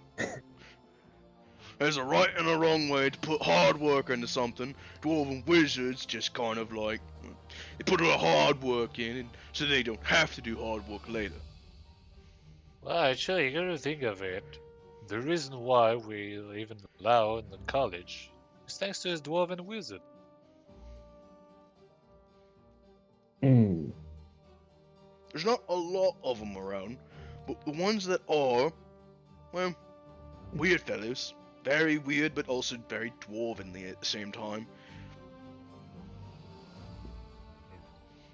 Yorm is, you can tell, is just kind of like, when he says very dwarvenly, he does actually roll his eyes, but he is honest here when he's saying it.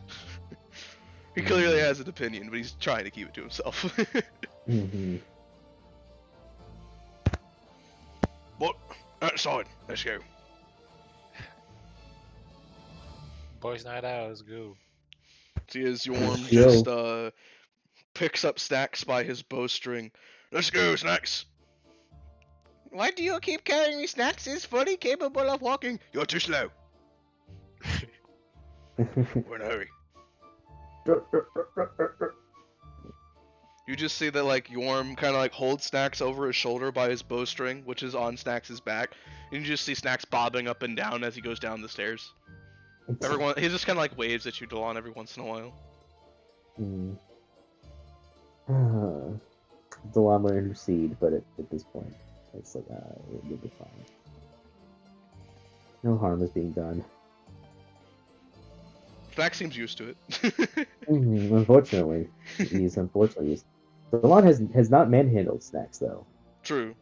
Though Yorm's also more like treating Stacks like a little brother in a weird way. Yeah, a little bit of a dog. Fight him! Dog, that too. Fight the llama! I'm not a dog! Find him! Find him! You have a better sense of smell than me? Find him! Good enough! We need to condition Yorm to have like his sober, heightened capabilities while drunk. Oh my god. All the positives, none of the negatives. Drunken fist Yorm. Two blunderbusses for a fist. But alrighty, Yorm leads you out down the stairways and into a small little clearing in the woods. You see as he puts Snacks on the ground, pats him on the head, and then goes about pulling some logs and rocks over for for seats. Snacks, you see as he takes a dagger and kind of throws it at a rope as a deer carcass just kind of like falls down. Snacks catching it and dragging it over. Excellent. Gentlemen, let's grab a ring of stones. Make a circle. We don't need to gather too much firewood. Sounds good. Let's do it. Okay. That's easy. Shouldn't be too hard, yes. Yeah. In no time flat, a ring of stones is made. With that, Delon says, stand back a bit, gentlemen. Let's see. Cracks his neck a bit and goes. And then you see Delon just do a quick hands, and then boom! In the middle of the stones, a bonfire erupts, fully flamed. Nice one. Thank you. That should solve our troubles whenever we need a campfire in the future. That's very useful, actually. Yeah, especially in the rain. Oh yeah, wet kindling's the worst.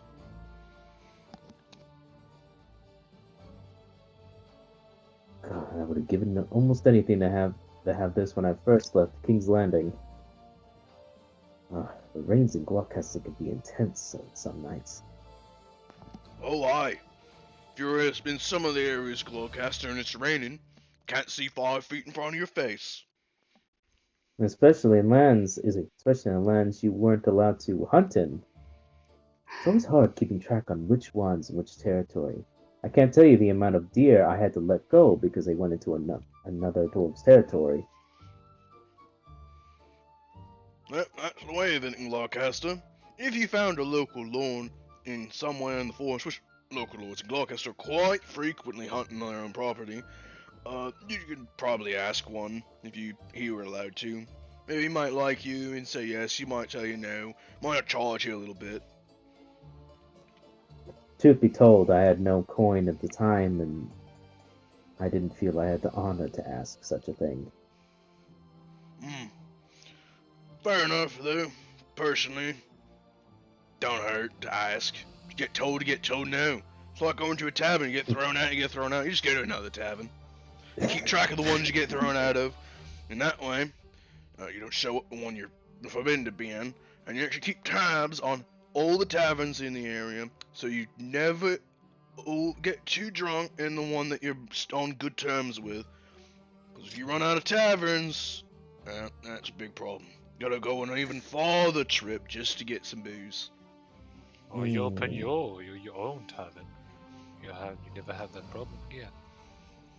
Oh, that'd be difficult. I don't think I can stop myself.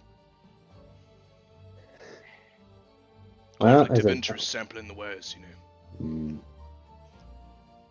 My uncle says that's why he fires half of his staff on occasion. Too much sampling of the merchandise, apparently. Oh, aye, common problem. Snacks, while sitting around the fire, kind of like twisting the venison over it on a stick, uh, looks around a little bit. Speaking of heavy rains, Snacks thinks that this fire is very warm and nice. Snacks is used to when it gets really rainy and cold, finding a log or a hole in the ground and burying himself for warmth. Well, as long as you're with us from now on, thanks to this cantrip, we won't have to worry about that anytime soon. Snacks is happy to hear this. Buried in sand means sand gets between your scales. It is uncomfortable. I'm sure. I know the Aye. feeling. Go ahead. Go. Oh no, he just says aye. Delon says, gesturing to some of the scales. So the hardest thing to get used to was when dirt or other would get caught between them. Some days I miss my skin, flesh as it were. Stuff between scales is rough, coarse, and irritating. Aye, fortunately. And it gets everywhere. You just see Snacks nodding very quickly, like The woes of being a dragon descendant. The greatest weakness. What'd you say? Or lizard man. Or a lizard, sure, yeah. Lizard men are nothing like dragons or dragonborn. Lizard men are ugly. Oh, if anything, well, you have trouble with dirt or sand. I hear that down there in Reynolds, our lizard men have trouble with, well, stuff freezing between their scales. Snacks has had to deal with that. It hurts. Scales chip off. Leave sore spot. Now, fortunately, it only happens a couple of days in the year when the coldest, but... Speaking on that, Next, you spoke to me initially that you had a hunt in mind. Are there any other hunts you find interest?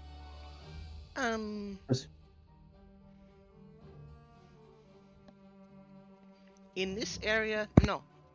Snacks has hunted big crystal skeleton already. Oh, Snacks was going to, when we travel, see if treasure hoard is still there. Ah, yes, I recall. Yes, you did leave a stash of crystals in the tree. Too heavy. Snacks had to carry light, had to go up mountain and over to Wood Elf City. You came all the way. I never realized that you came all the way down there to come here. Yes, that would be quiet. I suppose it wouldn't be any that far out of the way to do so. Wait a minute, Snack. How did you get through the blockade? You know, the mountain pass is blocked off. How'd you do that? Oh, that's fair. Yes. Well, they lots of men in heavy armor. Snacks is one kobold, small, quick, nimble. Snacks outrun them. Snacks lead them into thick briar. Steal trick from wild boars.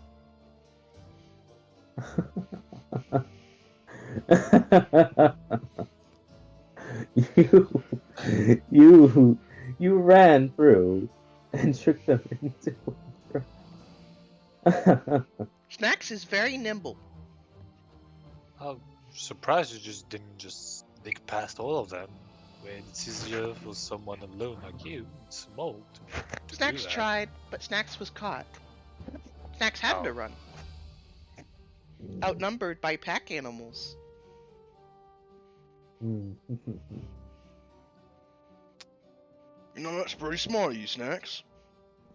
Using their heavy armor and gear to their detriment, while used your light, quick traveling, and your knowledge of the environment to get away with it.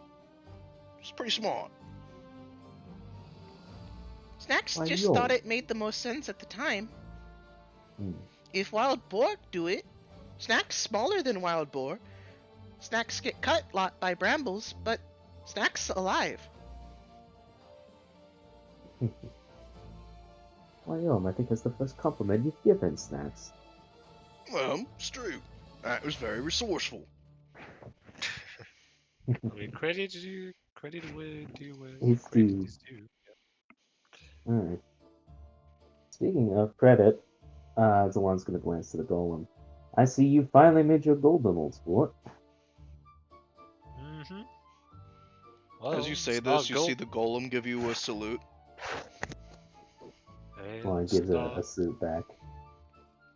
it's not Good. golden like the one I tried once, but silver's good enough. Well, Iolos will be pretty useful to us, I think. And in a pinch, we can always sell them, but I think we have been As you say sell him, quite you a see your lot golem of. look at you for a moment, and it just kind of tilts its head, as if like, what? What? But, Sell me, master? well, I love I you. said in a pinch, but we have enough gold in the bank that, quite honestly, if we divided it up between all of us in our party, we should be set for life.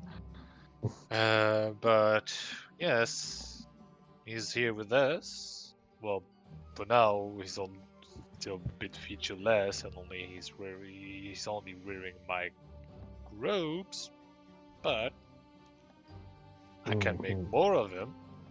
Snacks And thinks you should add more features and give him strong points on weak points, like elbows, knees, and then give him gear. See what he can do.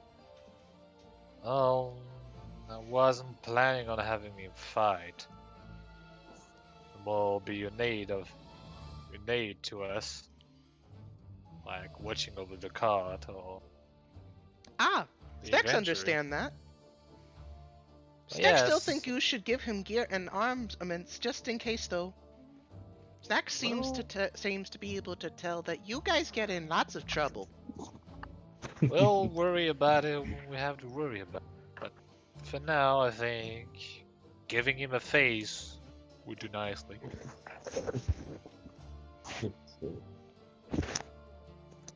Well, everyone's talking. Delon actually is taking out a parchment and he's writing on it. What you got there, Delon? Oh, What's it it's say? just. I was writing down a letter. It's one to my family. I'm also adding some extra details on collecting a few. I had mentioned this to Lady Eleanor, but she doesn't wish to send any letters back to her family. She should do so while she's got the chance. Not everybody gets the I chance to even write their family. Mhm. I mentioned that, but her father is stubborn and, in his words, doesn't want to hear anything from her until her. What is it? She said, her vacation is over and she can take her life seriously. That's Well, funny. what about her mother, though? I also can agree to it. So apparently, anything that the father reads, the mother eventually either does or doesn't. And Delon actually glances between both of them. If don't tell her I said this, but the letter I'm writing right now, it's for them. Not I'm writing for my family, and then I'm going to write another letter and send it anyways. Good on you, I Delon. will. Eleanor's stubborn, and she's the type to take what her father said far too seriously and not read between the lines. He's saying that because he's upset and too prideful to Mhm. admit anything. She should write him a letter anyways, prove him wrong, and keep writing him because he can't do nothing about it. Right, and that kind of letter could be taken wrongly as well. But, well, I could also send a message to the mother through spells, but I don't think it would be appropriate. And I suppose I have to ask Eleanor first. Look, here's what we Well- do. We get Tulio to forge Eleanor's signature, and we send it to the family, and we see if we can figure out if just ask some simple questions of Eleanor. You know, does your family have like a special mail line or anything like that? You know, we'll mention that it's for the expedition. You know, maybe sending some things for safekeeping back. You know, things you don't want to carry with us. And then once we get that, we can see if there's any like a more secure channel. And then once we got that, we forge a signature with Tulio, and we send a letter that looks like it was written by Eleanor. It's a bit of an update. We keep it mostly factual, and we send it along. And if her father's upset by it, so be it. We'll explain it to Eleanor when it comes. Or if he never reads it and it sits on a pile, that's fine too. But what matters is he got a letter. Actually, Hmm. why don't we just send a missive to the king and just ask him to summon the mother and like give news of her daughter? Could work as well, roundabout way. In a True. roundabout way, but we don't know the politics of the situation. We don't know what kind Right. of a people that would do. The reason I also chose to do it in this method is, you weren't there, but I made an oath to her. I made an oath to the parents, to the king himself. And if Eleanor can't do something, I feel it's right that they should know. I looked into her mother's eyes, and even though they didn't depart on the best of terms, she worries for her. I've not brought this up for Eleanor because I think she's still a little stubborn about it, but it's there. It's real. I know the look. They have a right to know. I agree with you, Norm. That's why I'm saying, well, I'm giving an idea to help. Because, I mean, Right. Eleanor at least has someone to write to, you know? Not everyone does. Snacks has the people to write to. Leave letters under rocks. What? Delon actually glances to Snacks. What? We write letters. Yes, Snacks do that too. He just says with like a happy grin on his face. Is this the letters for the Red Dragon Bloom? Snacks was just told to write letters. Leave under rocks. Huh. Is that how he is going to collect his letters? Just I see recall him Snacks shrug. telling me. What do you Snacks write wasn't about? told what they were for. Snacks was just told to write letters. Leave under rocks. Snacks didn't see why not. Easy to do. But Snacks not good at writing, so Snacks try though. What do you write about, Snacks? Snacks write about where we are, what we doing, his hunts.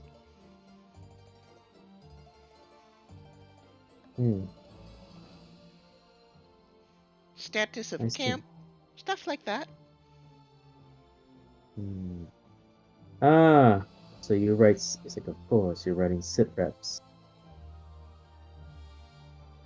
Oh, and treatment. How Snacks is treated. Oh.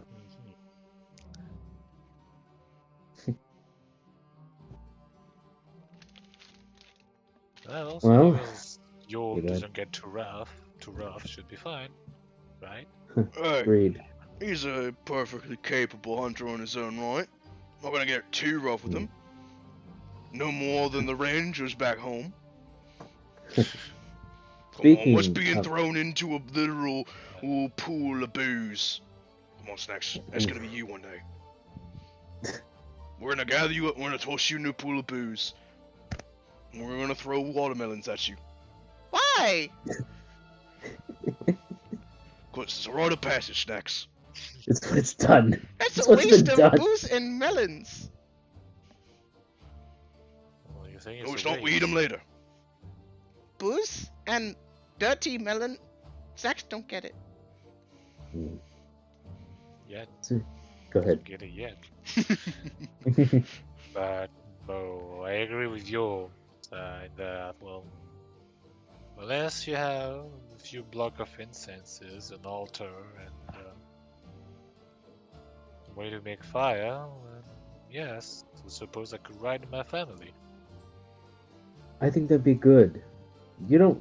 You mention your family sparingly, but I know things are difficult, and you told us that they're all, but surely there's family you can send missives to, letters.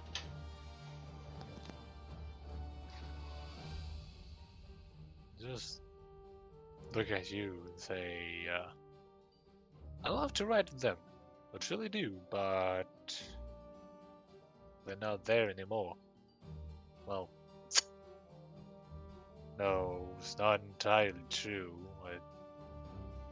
I think my father's sister is still alive somewhere. You. You've never mentioned her before.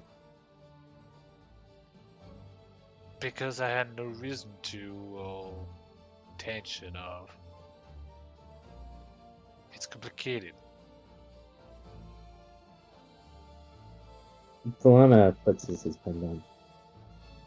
Gildas, we've been journeying for how long? Oops. It's half a year now? About a year, yes. Almost, yeah, a year. I don't mean to be rude, but you don't have to be as close-knit about things. I don't. Well, go ahead. But no, you go ahead. No. What's your thought? You don't have to be so close-knit about things. Family is a. Yes, you see Delan kind of go glossy-eyed for a moment. Is a complicated thing. I know that. I do. I'm sure we all know that, but I think you owe it to yourself. Well, you don't have to fear that we're going to judge you in any manner of that. What I'm saying is, it's okay to trust that we will not abuse the information you give us. Just look at you with a puzzled look. Like, what the hell are you even saying? The other's like, yeah, I can understand where you're coming, but the way you're putting it is. So I'll say, well, now that I'm tired-lipped about things, well, like, nobody's ever asking questions about myself or anyone else, really. Well, unless the topic is relevant or you bring up anything. But if you really want to know, like I said back when I was introducing them, my family is dead. My parents died 20 years ago, roughly. Parents died 10 years ago. And how they died? Well, they were on the way to my father's sister estate. And died on the way there. Never really got much more details than that. So, just assume either bandits or wild animals got them. And make matters worse, she never really did visit back. It's always been us. So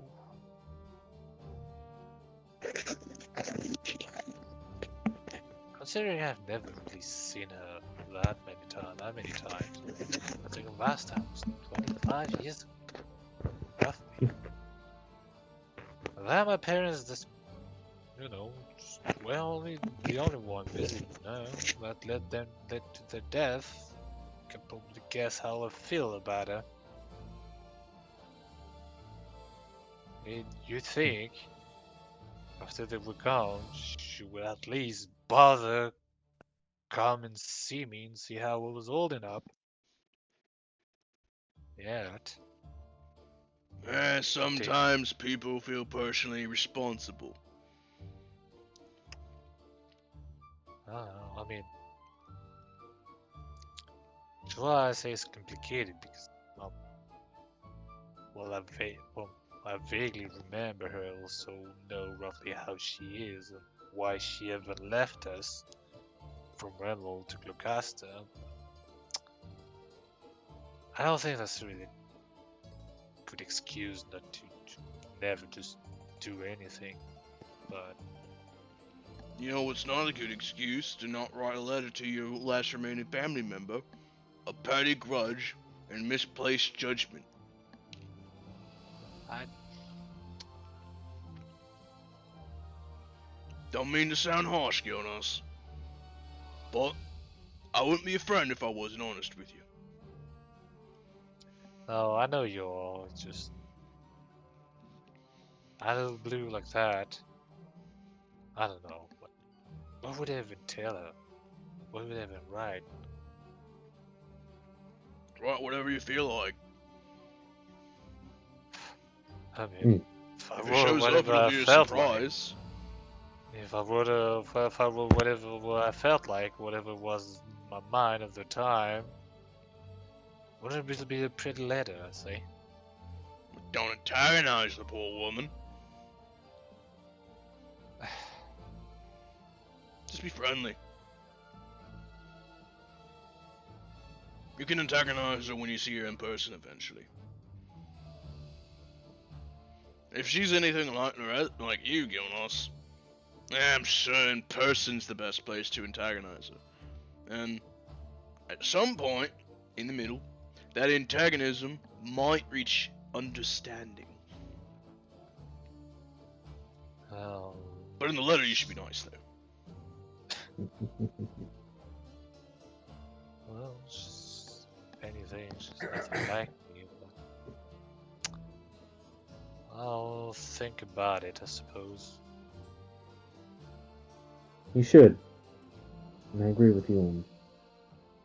And whenever you're ready, Delon hands him a bit of parchment. You let me know.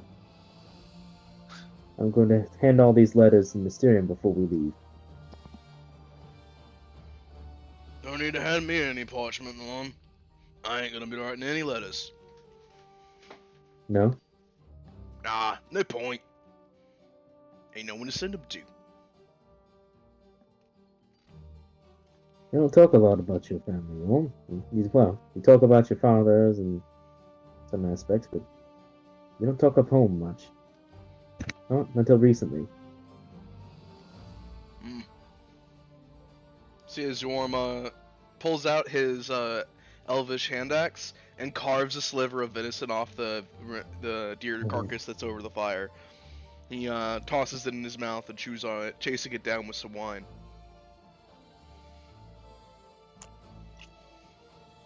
Call me old-fashioned, but a man's business tends to be his own.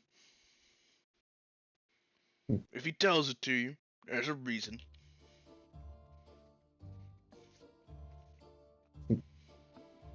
Ah, so you get to grill another, but not get grilled back, I see. Well, you see, sometimes there'll be someone in the room to say what needs to be said. Exactly. Besides, I stand by what I said. Y'all got people to write home to. There's no excuse on this earth why you shouldn't do it. You got someone to write to? Bloody right. You'll regret it if you don't. Right after he says that, he takes another sip of wine.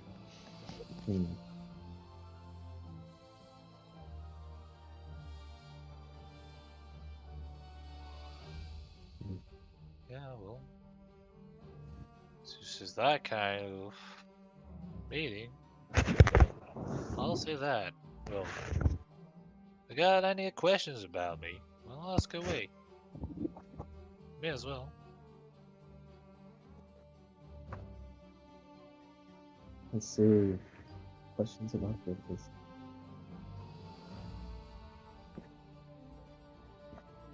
I'm trying to remember the stuff that you have told us about your family. Sorry, it's just been a long time. Yeah, it's fine. What's the stuff that you have told, so I know what not to ask. I know you just told us about your parents. They passed. I know your grandfather was going to conscript into the army, and then he got tied up, and so he couldn't go. Yeah, like it doesn't have to be just about the family, but yeah, like I said, yeah, like Also, Mhm. yeah, that's actually something. So, didn't you mention like once upon a time that like you had something, another blood in you or something? Another what? You had like I don't know. You had like another race, another blood. You're all human, right? You're human. Yeah, but 90%. Well, I mentioned offhandedly, it was like my grandmother was half orc, but That's actually something. All right, that's actually something because that was like a half off. So I should bring it up. I know you mentioned it off topic, but you said your grandmother was half orc. I didn't inquire before, but is that common in Middles? well, half orcs are yes a common sight. Mm-hmm. So orcs are a majority population after human and dwarves. So of course we'll intermingle. Mm-hmm. And as a result, we do have a lot of half orc. And well, one just happened to catch my grandfather's heart, which resulted in my father, which resulted in me.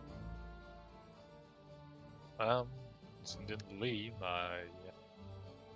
I suppose you should call her aunt, but I won't really use that word. Who, incidentally, is also a half orc. Mm. So I'm not exactly sure how it works. You know, the passing down of races and all. All right. Well, she was the younger one, so you think she'd be the human? Hmm. The shrug. So, I suppose you can say that would explain my height, my ease with Orcish, and well,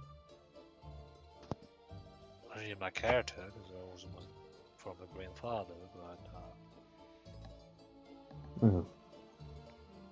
Sometimes deer is white, have very beautiful fur. And other times deer mate with other beasts, create hybrid. Sometimes hybrid better than before. Usually drawback is hybrid can't reproduce. Can't make more. Mm. well, thankfully it doesn't seem to be the case with half elves or half orcs. So seems That is like good. Mm. I suppose tiefling and Isma, or whatever other races like that. Yeah, well, I don't get about your questions. Yeah, what I said, yes, I debate about, yeah, like how my family is structured, like much like all the Rinaldians. It's like, yeah, just think like Spanish families and all that was multiple generation living in a single house. Like, yeah, like who they were, yeah, about the granddad wanting to be to go, like not being able to. Mm. However, my father was the conscript who did go to the army. That's how he got my mother. Mm. And yeah, I'll mention small bits about like how my family came to be. You know, the founding of Renault, but pretty much about it. Is there like a kind of question you want asked? I don't know. I, well, like you say that, I was like, just about anything you want to know, really. Like, I have no parents. It can be about family, This it is can so be about much. Gildas himself. Yeah. Okay. No, Good. Don't have to answer this. You don't feel like it, Gildos. But it's just to be drunken in curiosity.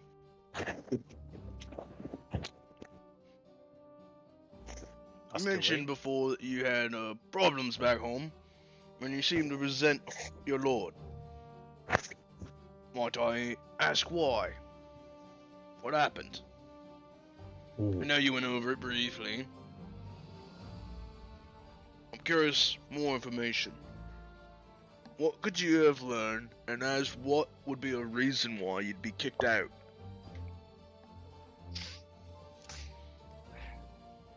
That's a loaded question, Joel. Yeah, exactly. Gorm is now drunk. Pass the bottle, Yorm. You've had enough. No. So, What about the rest of us? Come on, you're gonna share, buddy. Come on. Give me a glass of Yeah. poison. so All right, after Delon will that- actually get some. He'll get 2 glasses, a little bit for snacks. So yeah, after that question, yeah, I'll put myself like a glass of wine. Like, just see like Elders just like have like the glass like swishes slash, like just turning the glass around like in thought. Like, I think of a way to answer the question. And I'll say, well, it is true that I did resent the lion for that, but really I've been thinking a lot about what happened that night. And well, I think I did say that I've heard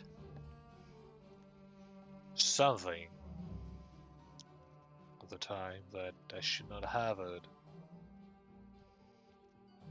Well, the content of that I can't say. It's not because, well, it would help us immensely if I came out and say that. But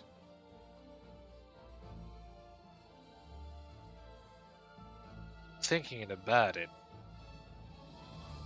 I'm not sure if I should say it now. You see, that night,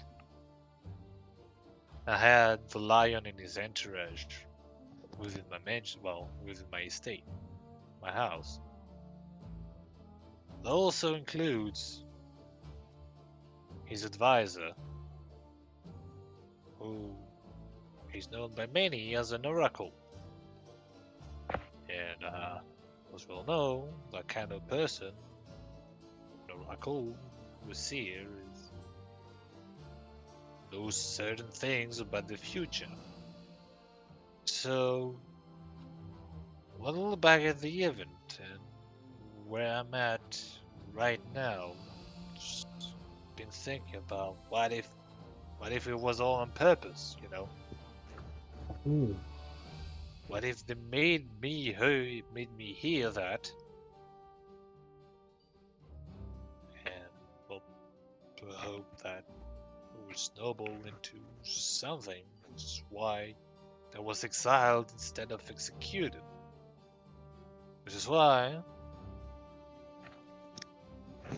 well, I did resent him, been warming up to the whole thing. And right now, I can't help but think of the whole ordeal as a proof of trust, in a way. As well, behind us is the kind of secret a kingdom would want. And honestly, it was a pretty big gamble of him to just exile me and risk that secret getting out. You are on trial. Is what I think, yes. Trials to gain next rank in hunting can be very difficult. Snacks wishes you luck. So I trust you all, but Mm, I also don't want to betray that seemingly trust that was thrust upon me. Well, mm, no, Dylan, you know a little bit about it. Noah mm. mentioned something about what transpired, but Right. not everything. Mm-hmm. Yes, you did inform me briefly, at least a little bit. I do appreciate that. Right. I am curious, actually. The tale of this is something I've been meaning to ask all of you, but especially you, Gildas. We've come this far in this journey, and we've been looking and on this expedition. What do you think about all this? I mean, really think about all this. The Black Dragon. We've had a lot thrust upon us.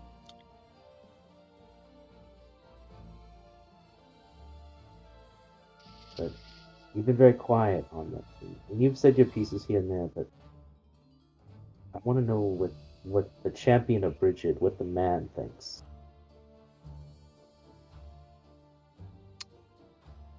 Hmm. That's a good question.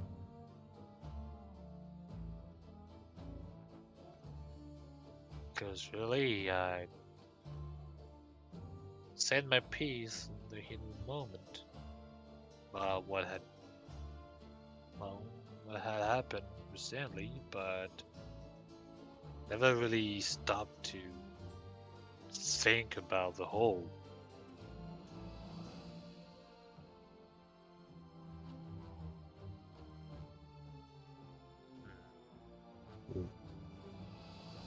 Because I won't lie, it's been in my constant thoughts. The sum of all this. My lady and I had a disagreement not too long ago, maybe a few days ago, and I'm still thinking on it. But I wanted to see what you all thought of it, especially you, Gildas.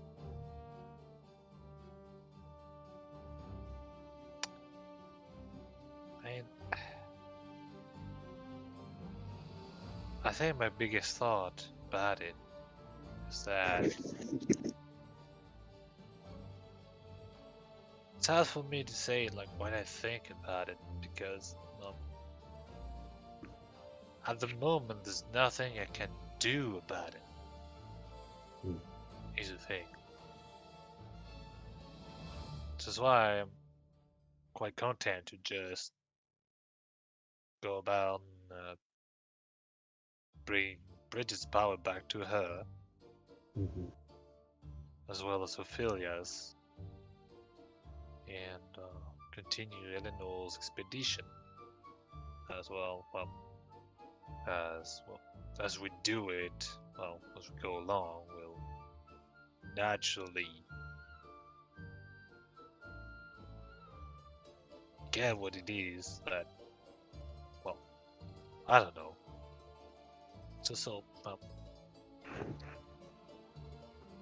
I suppose honestly have still have some difficulties coming to terms with all this. And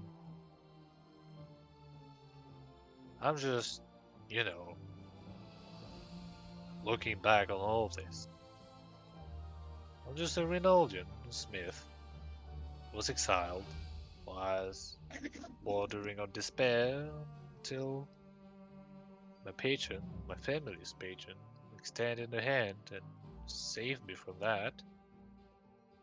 Then I decided to travel around, which led me to Asterium. Then I met you and Bob. And then, yes, met with goblins who became my underlings and then went back and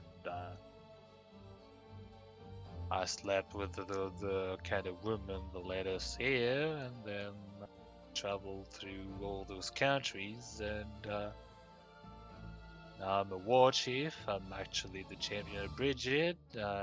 We have potentially the biggest threat of the whole the whole kingdom's history on our doorstep.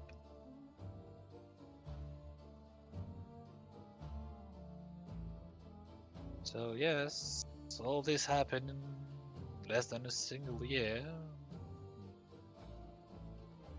I don't know. Hmm. I just struggle to find an answer to that.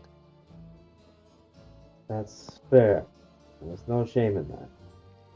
But I wanted to hear it from you personally. You tend to sit on things until you're ready to speak on them, but I was getting a bit tired of the silence to wait.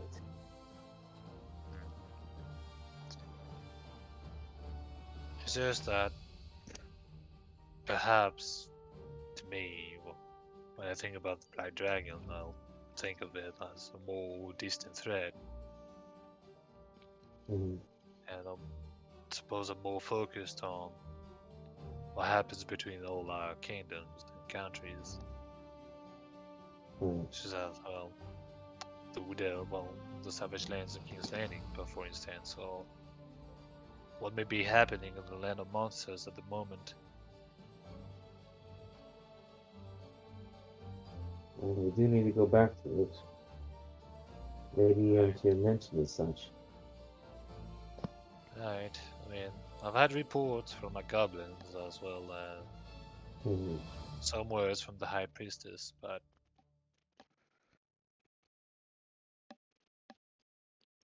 well, yeah, we'll still have things to do before then. Don't we all? And don't think too much about all the stuff you've done, Gilnos. My father used to have a saying. He'd say, some men born great, and they achieve that greatness. Some, well, are everyday folk, they have greatness thrust upon them. Whether you like it or not, greatness might just be thrust upon you, Gilnos.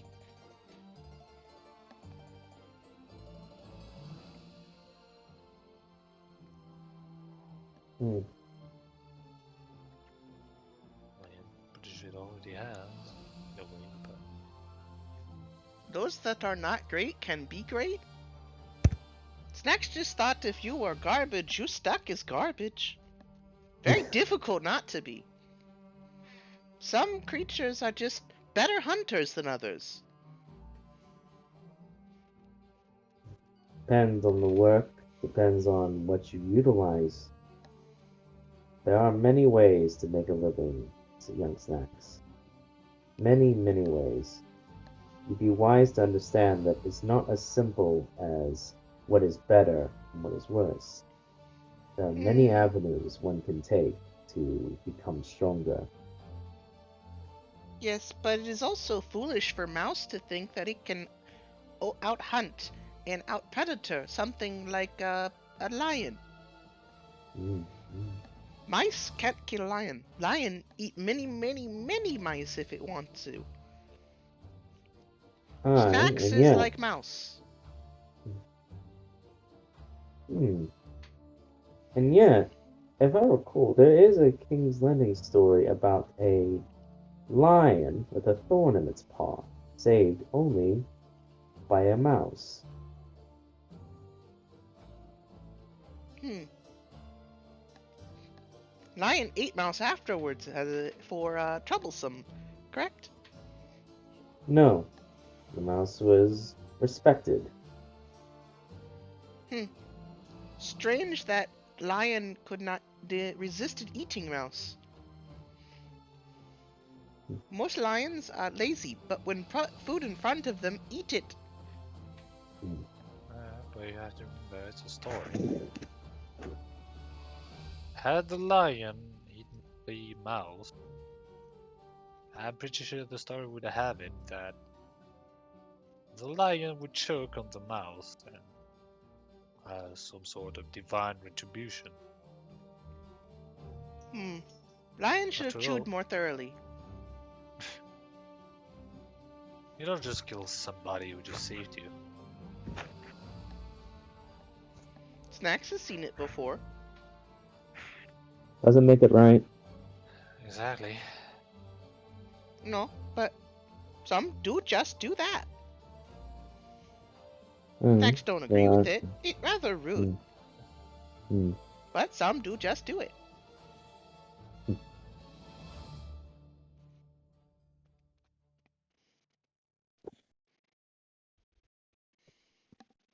Norm pours you all another glass of the wine. Mm. Well then, all that having been said, I think I'm gonna say one more thing before I head out. Where are you going? I'm gonna take a walk. One of my legs is feeling heavier than the other. You should have that looked at. I don't think that's good for you.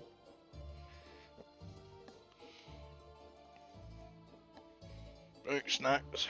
I'll have someone look at it. There's someone in the woods. Oh, okay. Where? In that direction. And he just hawks a thumb in a random direction. Snacks will keep an eye out in case they're spy. You do that, Snacks. Oh, yes. But before I walk off, just want to say you guys are freaking great. You know that? Really enjoyed this. Remind me of better times. Well, sure, if we were the opposite, you wouldn't be with us anymore. Quite some time, really. If it was the opposite, you'd bump into me at some point. You're good fellas. Got a lot going for you. You'd bump into me at some point or another. You're meddlesome sorts, and you just find your way into things. You'd bump into me if we hadn't met until this point. I'd probably be grumpier, and I'd probably have a stick shoved far up my ass.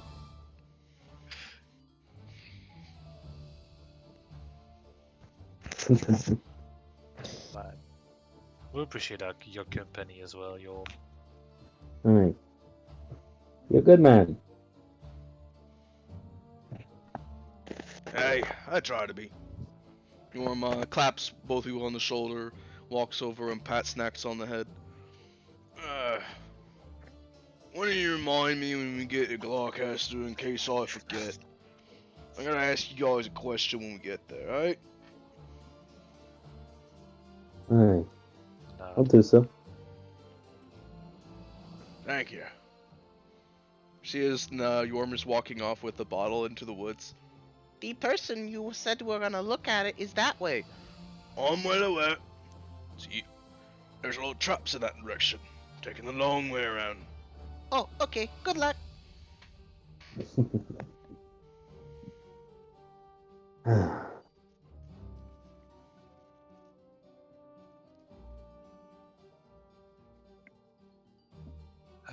indeed. Snacks like him. He's wrong about dwarf being better than dragon, but Snacks like him. Well, it's good that you two are getting along. Oh yes. It's similar to traveling with other hunters. There is a pecking order of those who killed biggest game. Snacks is below him at the moment. It won't be for long. Snacks will prove he's better. Is it so? I look forward to it. Not many things bigger than a T-Rex, though. No, but Snacks know many creatures similar, just as old and strong. Snacks will kill them. T-Rex impressive, but if Snacks kill lots of things like T-Rex, Snacks have more notches in belt.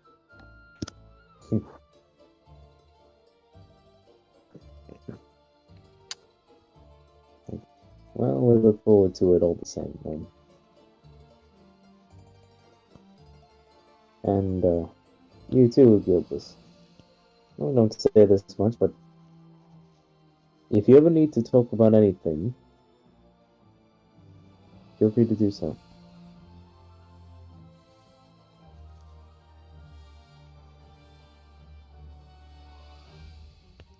It's just like, just look at, you just see him like think about some stuff, but Hmm. stopping for a moment and say,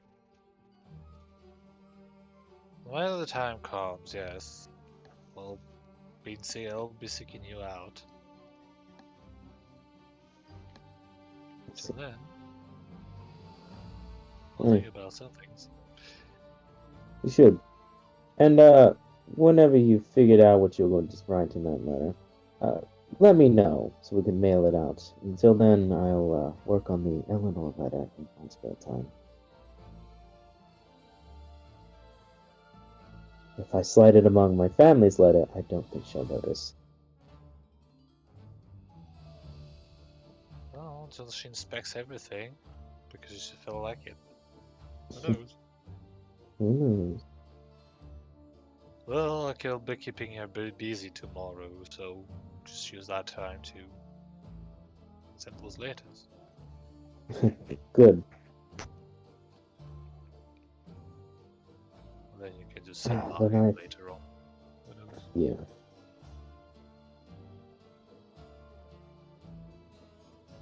I think probably that's Vaughn's probably gonna head and go and take the sleep and do some more research while he's sleeping. Alrighty. Also, probably report to the pro lady if he has, just very quickly. You don't even have to role play it. You can say, he does it or something. It's up to you. Alright. So, you go to rest. Gilnos, I imagine you're heading to rest too? Yeah, and I'll do my stuff in the afterlife too. Hmm. Alrighty. So starting with, I'll just start with Gilnos for that. Gilnos, you go in and what all are you doing in here that you intending to do? Oh, the afterlife. Well, going to the lady and ask her about how to. I'll talk to her about the Ophelia thing. Alrighty. So I'll start with Then, you. actually, since like Darlan brought it up, like, the dead, so I assume they must be somewhere there. So, really, off screen, now, once I'm done with that business, I'll just hang out with the family, actually. It's probably possible. This sounds good, actually. So starting with Gilnos, you go to sleep and find yourself in, give me one, won't change the music.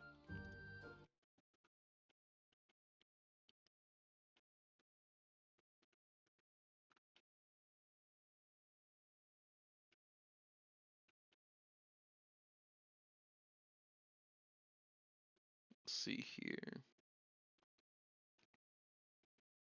Then again, if I show up there, like, hey, how y'all doing? It's like, killed us, you're dead. It's like, well, I'm not. What do you mean you're not dead? What are you doing Why here? would you? Why would you be there then? It's like, it's complicated, Grandad. See, I'm not dead, but I'm there with the dead. Goes on. I'm drinking with the living dead over here. Uh-huh. Maybe this in the thriller. But alrighty, you make your way, and then as you wake up and you find yourself kind of waking up while sitting on a log around a roaring fireplace. You can see people dancing around like usual, and there's the big old statue of Bridget once again. You notice that, similar to last time, the statue seems a little bit, like, a little bit better taken care of, a little more life to it, if you will. Right.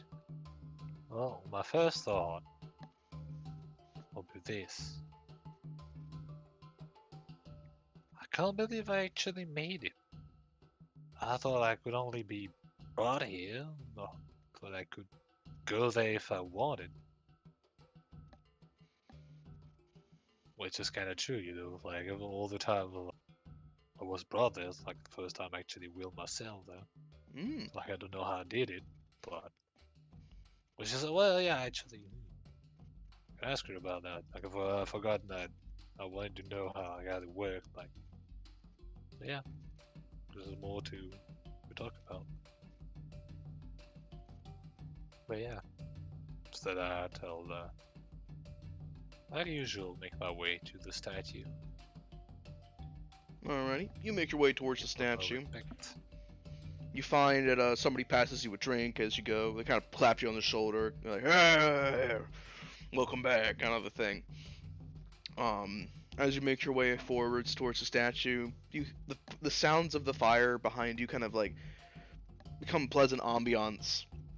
You feel the warmth of the statue kind of like shine a little brighter as it's cast over you, almost like a warm embrace. Welcome again, my champion. Good evening, my lady. What has brought you to my realm once more? I come here to seek your counsel, your assistance. Then my counsel you will have. Tell me of what it is that you require, and I will answer as the best of my ability.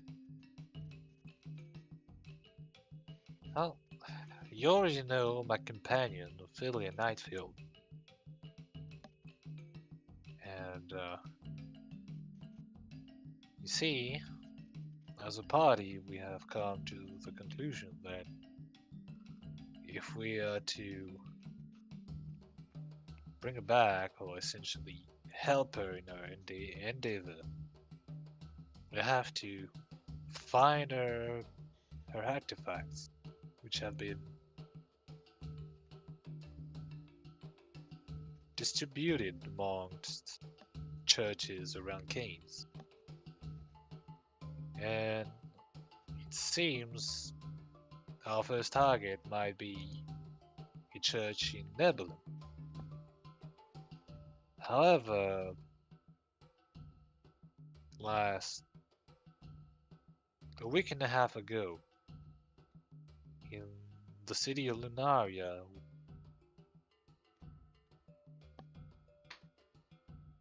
we made a temple of Io rise up from the lake. And as we rolled inside, Ophelia started feeling unwell due to the holiness of the place, or rather, should I say, its newfound holiness. And can't hide, well, I'll be honest, it has me a little concerned about how we will then get her to her artifacts and purify her as we intend to. That is an understandable concern. This is So, why. No, go ahead. if you are mentioning a holy site in Nebulum, then it is likely that it's consecrated ground, a very specific kind. One from when the highest three briefly touched this realm.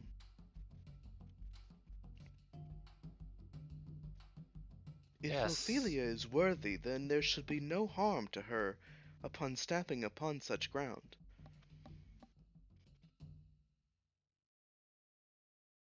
But just in case, I wanted to know if there was a way for me to, well, you see, if she were to enter there, there would probably be a surge of positive energy going through her. And depending on the amount, it might backfire and kill her, release overflow, and have negative consequences. So, my question is there a way for me to help her through that? To channel away some of the excess? So that instead of taking it all at once and risk, well, the worst case scenario, there was a way for me to, yes, help her channel it outward so that it might be just gradually entering her. Hmm. There are methods of doing such a thing. If you wish to assist her in this, then when she steps into this realm, simply raise the symbol of Brigid you wear upon your neck, and focus your prayers to me upon there. I will guide as much of the radiant aura there as I can.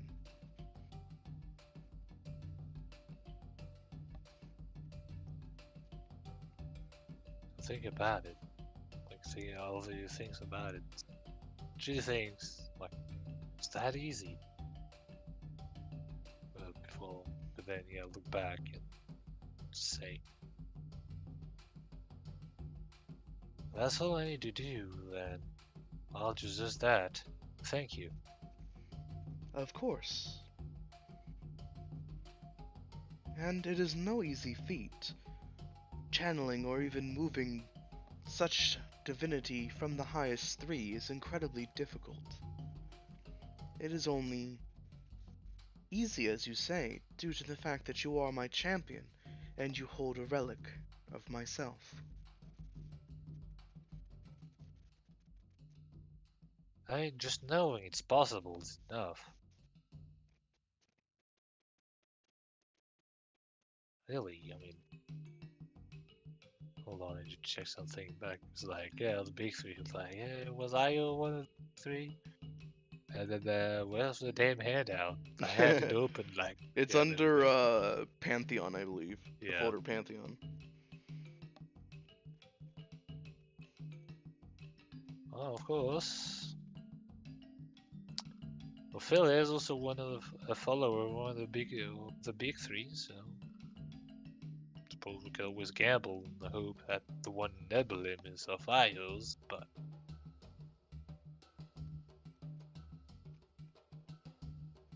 I don't know if it'll be that easy. It'll be almost too convenient. Nevertheless, I'll do that. Hold my Sometimes, my symbol. herald, the journey itself can be the difficult part. The location can be a reward in and of itself.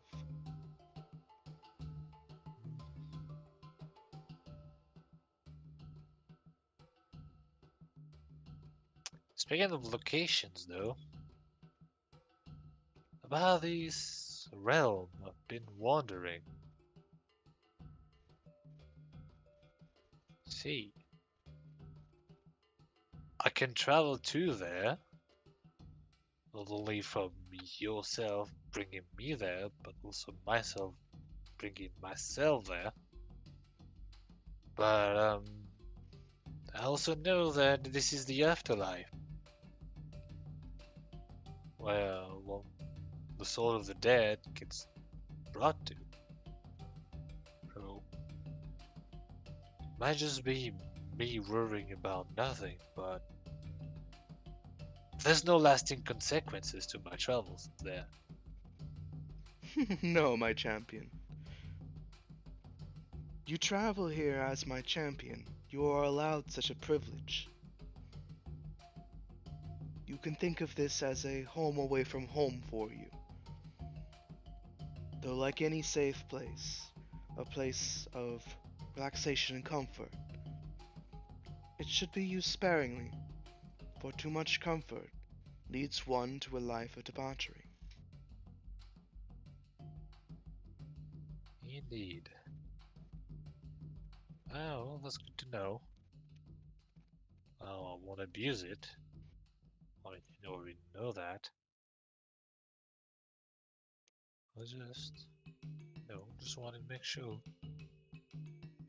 Oh, I did actually pay my respects to Sylviana. I thought you much. I thought you should know.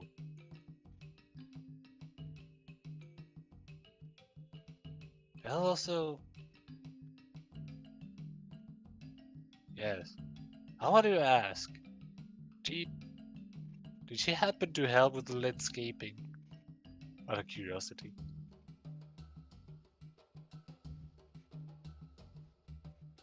I just like point to around us. I was aware that you offered some wine to her. It was a nice gesture and one I approved of. And as for the landscaping, I did ask her at one time if she could assist me with my realm's creation when I first took up the mantles of Bridget. See, I knew it. I don't remember who I said that to, but I think it was Kirala I was talking about. It might have been, yeah. Yeah. No, I think, yeah, that's the kind of conversation that we'd have had with her. It's like, yeah. Yeah, because she introduced me to the whole thing.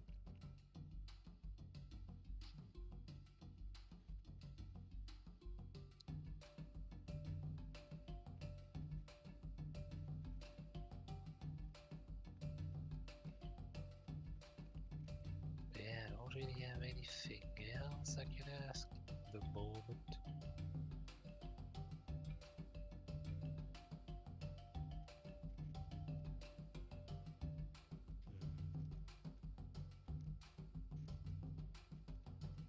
I feel like there should be something I could ask.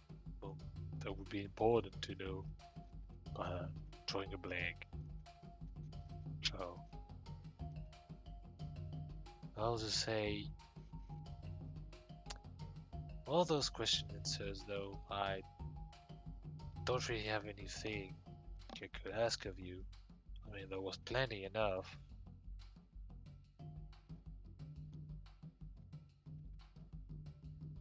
So, instead, I'll wish you a good evening. And, Thank you, my let you be. champion. I wish you an excellent evening as well.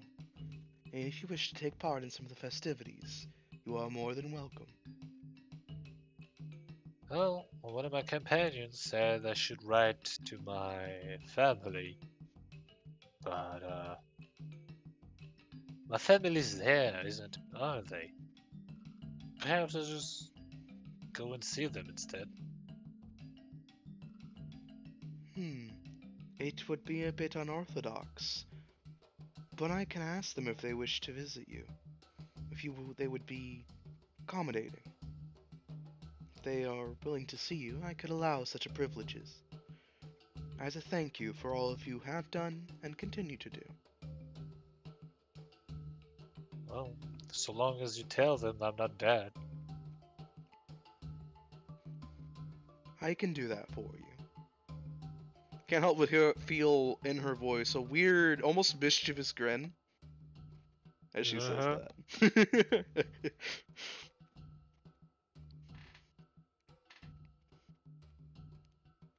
Yeah. Pretty much done over there, I think. Alrighty then. So with So that, yeah, I'll just have like the reunion that happened off screen. It's like, don't think it's so important, like dragging it out. yeah, no, that's fine. With that, um, as you go to like sit down and like enjoy the drink you were handed, uh, Bridget basically contacts your mother and father, and eventually you see some people coming over to you. As Jonas is having that interaction, I'm going to move towards Delon again. Yep. So Delon, as you go to rest and you lay down after having finished your writings, you find yourself in your lady's realm once more. Mhm. Do you wish to interact with her, or do you want I to? can, very briefly. Okay I can then. interact with her very briefly. At least to let her know that I will be using it for a bit. All right. Sounds Also, good. I'll have to inform her about the blue dragon. Might as well do that now. Sounds good. All right. Mhm. So as you arrive in her realm again, you find yourself waking up on a tree stump in the same like central area as before. Um, Mm. though you can't help but notice that the ground's beneath your feet seem almost more magically imbued than not, and the glade that is a little different. It reminds you of the Asterium farmlands, if you will. Hmm. Oh boy. So, Better follow the tracks. if you go and looking around, you don't see any tracks anywhere, but you do have awakened essentially on a stump, and the what you can assume is the approximation of Asterium in her realm, or in this realm. Mhm. If you wish to go see your lady, you could do a brief journey walking your way towards her domain.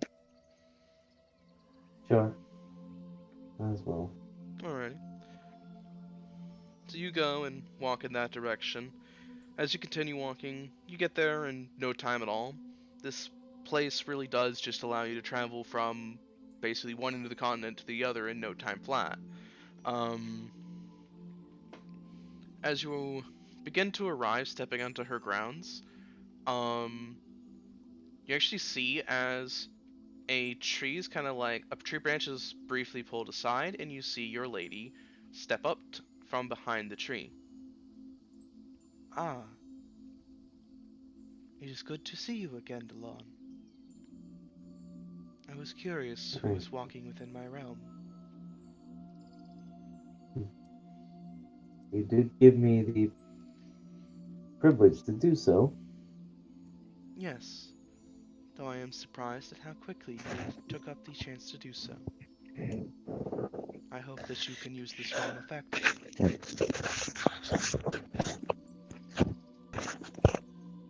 I will. In fact, now that you've given me permission to use it more liberally, I will do so.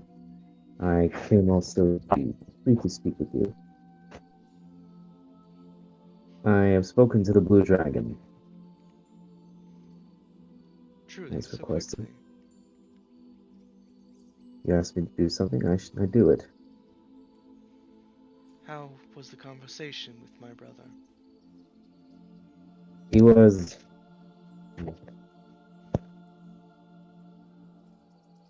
So Bob spoke with him, and he was very.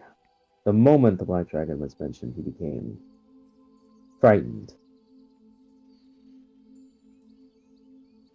defensive. He wanted to run and take everything he could with it. Delon, you see as on her face, you can't help but Mhm. see a surprising softening of her expression upon hearing these words. Mhm. Yes, that does make the most sense. Of all of us, he was the worst treated by the Black. He was also aware of his ascension. He'd known for some time. I see. And true to himself, he chose to leave it unspoken, likely out of fear. Aye. It was a strange sight seeing a creature so proud and in fear, but through negotiation, I was able to convince him of this. If the crown is to be found, if it's found, and a king is found, and all the peoples of the world unite, he will join. Quite No a crown, hefty order. of course. Until then, he offers no support. Until a crown is found, he will not budge. Though he did offer, surprisingly, that he'd be more than happy to take you and your people and your kobolds and us and with him into another realm. You can't help but see like a flicker of almost like a bemused expression before it's quite forcibly smoothed out again. Mhm. That does sound like something he would offer. a tempting solution, but one I would have to unfortunately refuse. Hmm. He was similarly frustrated that he knew you would.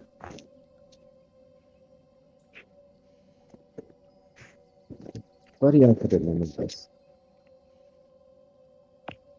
That is. But it was difficult enough. Difficult enough that at least an agreement was found. Hefty isn't going to agree. Yes, I thank you for this. This is a weight off my mind, to know that it is possible to obtain his aid in this. Hmm. I doubt the green would be as easy to do so. The green would be very difficult to sway. He has always been one who puts his personal desires above much else. To be truthful, my lady, I don't even know if it'd be possible. Whatever we could offer him, he could just desire away. And even if we did find something he was interested in, he seems so flighty that even if we were, he would switch. He would be a hindrance instead of a help.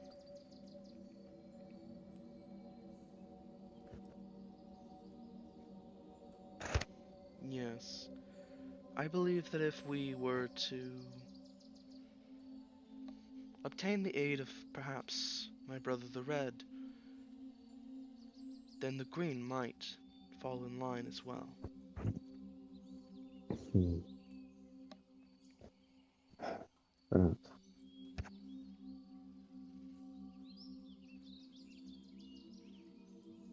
Uh, the one notices the distance and says, "My lady, it's not just your burden; it's also ours as well.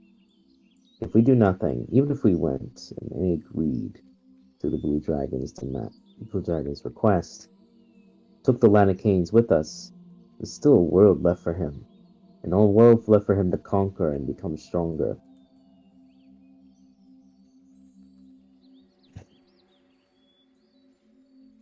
Hmm. Yes,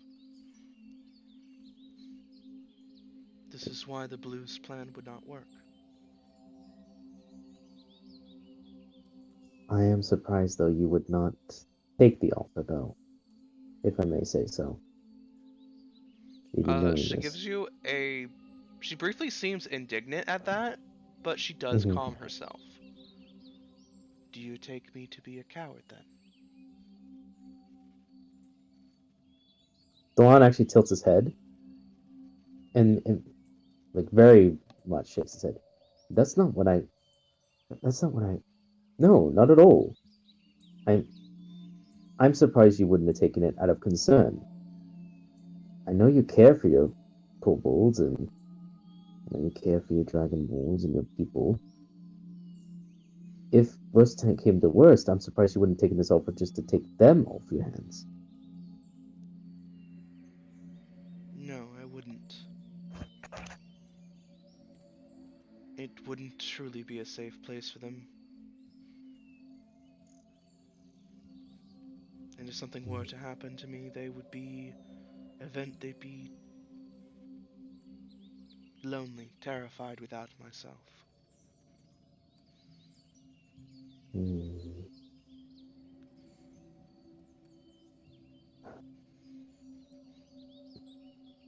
Dewan rubs his head briefly, kind of a little beat, and says, "My lady, have I caused some sort of issue?" Why do you mean that? Um, well, you seem distant. You have seemed distant for some time. See her visibly, furrow her brow as if in thought. Am I?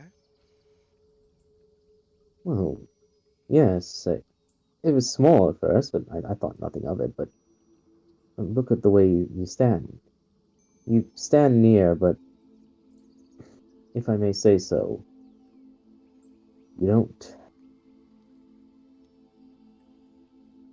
have the thought you did when I first met you.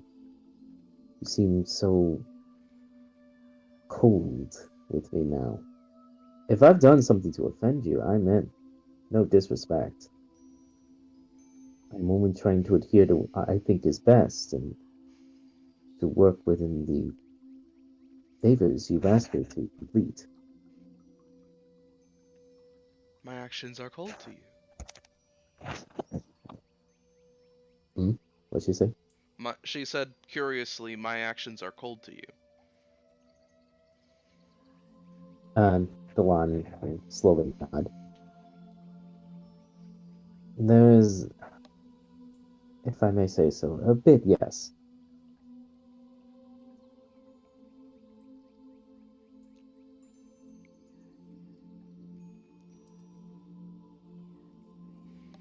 If I have not offended you, I am happy to hear such things, but that then makes me worry even more.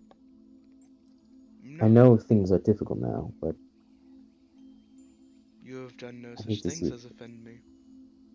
If anything, you are proving to be quite capable, succeeding in many tasks.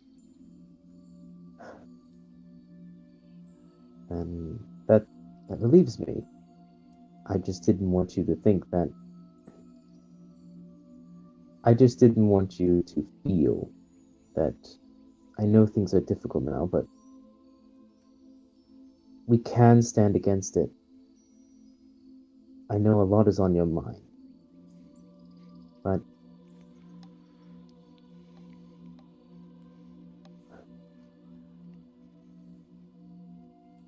I don't wish for my lady to seem so dour. I am not dour, I am merely contemplative. I have much to think on, many plans to move into motion, much to do, so very little time. Hmm. If I have Roll insight. appeared cold to you, then I apologize. I'm gonna roll an insight. I don't trust her. Go ahead. I don't trust her anymore. Rolled another fucking one. Sure, whatever. The one sees nothing.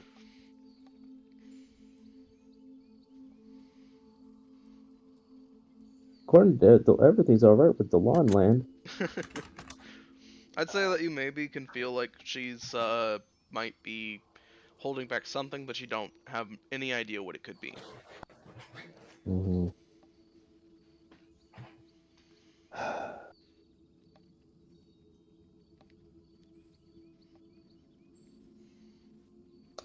Then, if that's the case, I will leave you to it. But before I go, I'll be using your gift many times. Many times. I will be at the stoop and or stomp, which I most likely will begin to continue to override. A lot has weighed on your mind. I know that as much. I can see it, and you told me such. I've told this to others before, but especially to you, my lady. If you need to speak on things, do not hesitate to do so. I have things I wish to say, but there is a time and a place for it. I am And unused to confiding in anyone. is that so? Yes, Perhaps, if I may dare to say so, it's time to make an exception. And Dylan just gives a firm nod and begins walking away. I will consider doing so. But before you Yes, my leave, lady. Hmm?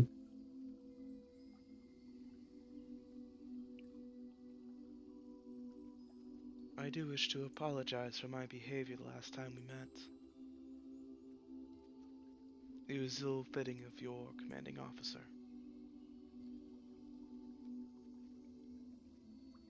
I was also a bit abrasive with you.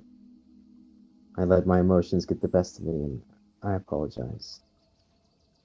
But perhaps after some time we can speak more on that. There is some things I'd like to ask you that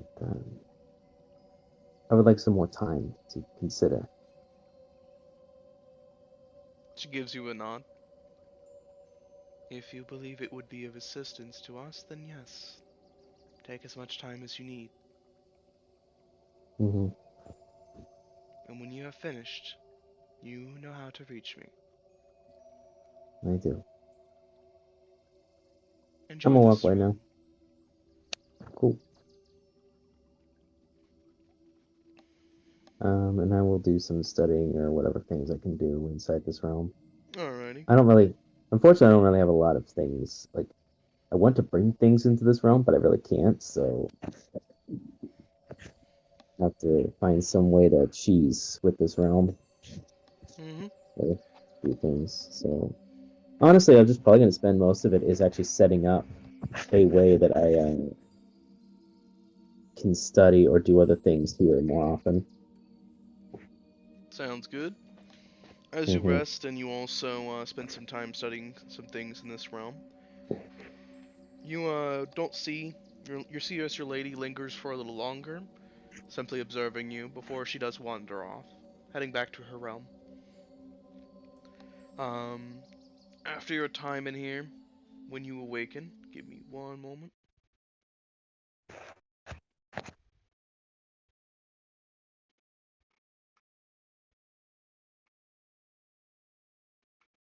Let's see what's the right theme for this.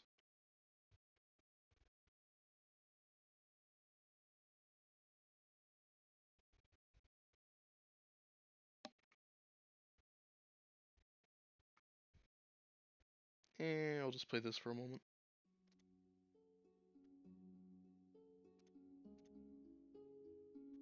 No, actually, I'll do this. Hold on.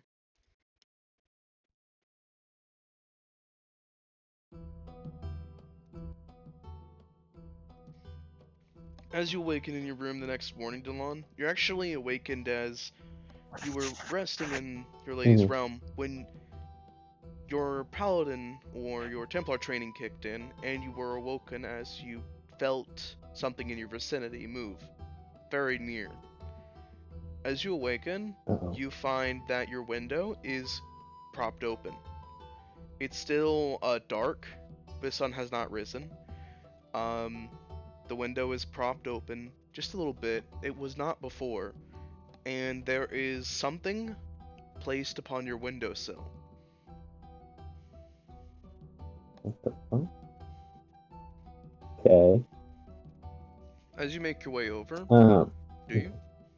About training, I'm basically treating the walls as if someone might attack me. So I'm like sliding the walls, checking corners. Fair enough. There doesn't seem to be anyone in your room. No matter how much you check, there is no one here that you can tell. You can see wet boot prints, as if somebody stepped briefly into your room and then jumped out the window. Um, I'm going to check the windowsill and look down.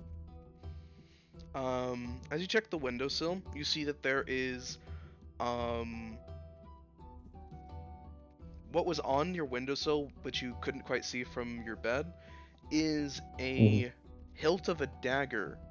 As something is stabbed into the windowsill from the outside, there is a letter, an envelope, essentially stabbed into the outside of your windowsill, which you would have only seen if you looked outside.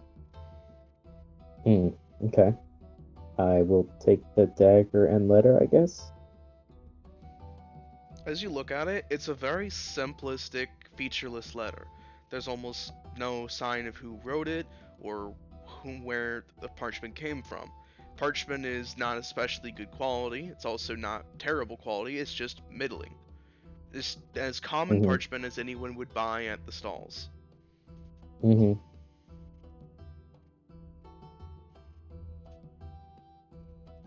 Do you read the letter? I do. Alright. You see that it was stamped with a wax seal. The wax is still warm. This was delivered, and this was written, stamped, and delivered very recently. As you break the seal and look inside, you find very nice handwriting that is written in Sylvan. Oh lord. It's very short and doesn't say a lot.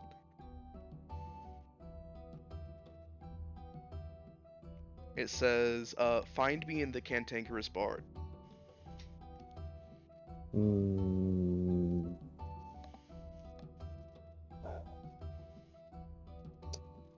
Okay. No signature, nothing, just that. The only thing that is on it is a simple thing that says, let's see, your That's fine, take feline your time. grace. Oh god. Yeah, basically, it's what I thought. Gildas is laughing, and Delon's like, Just bring 10 gold. fucking Catwoman. God damn it. Delon actually lets out a very heavy sigh, like,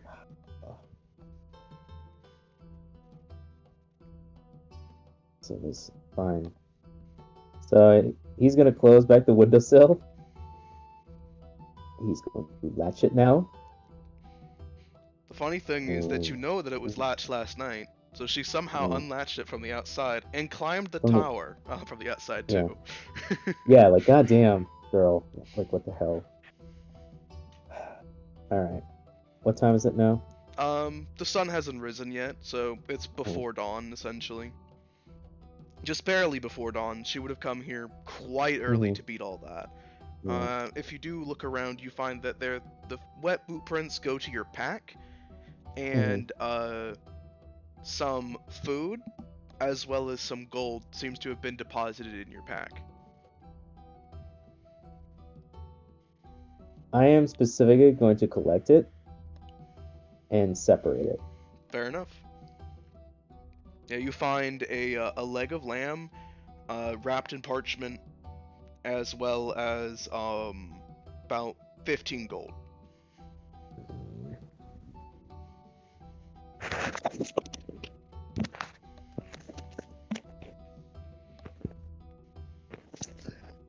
Awesome. Can't wait to tell people about this. Anything else? No, that's it. Also, Templar training, he basically knew. Shit, she could have killed her at any time. Basically could have. Theoretically, she could have, but she didn't. Or at least made the attempt. Delon would have been slow to waking up, but he would have made the attempt to try to stop Lom it. probably would have woken up just in time to maybe draw a blade for a clash or something. Yeah, that's literally just probably it. But yeah, it's like, damn. Well, it's food. Gold I can always return, but food, well, you know, I can't let that go to waste. The leg of lamb is still warm, by the way. I'm gonna check to see if it's poisoned. I'm sorry, I don't trust anything. You're good. I will roll even medicine for this shit. Yeah, go ahead and roll medicine. I surprisingly have used my medicine more than I thought I would. Roll 1. 21. Now I get the 19. Now I get the 19 on the fucking leg of lamb. Not when I'm talking to my lady. Not when I'm learning about Sovereign. No. No, this leg of lamb. The leg of lamb, as you look it over, it is seasoned very lightly but very well with herbs and spices. It is not poisoned, but it is it's cooked rustically and in a way that hunters would do. So she made it herself. Well, I can't say no to a meal. Takes a bite. I'm gonna wait till everyone wakes up at this point. I'll just barely eat the leg of lamb. Sounds good. The leg of lamb, by the way, is delicious. I'm sure it would be.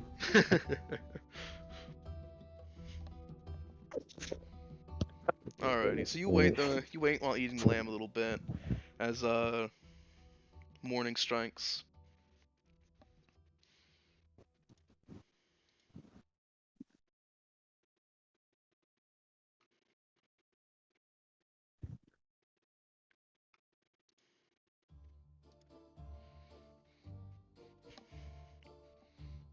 One of the things that wakes some of the party up is you all hear a thud from a few halls down, followed Oh, by wow. a son of a bitch! Who the fuck taped my tongue to the roof of my mouth? Pardon me, ma'am. Yeah.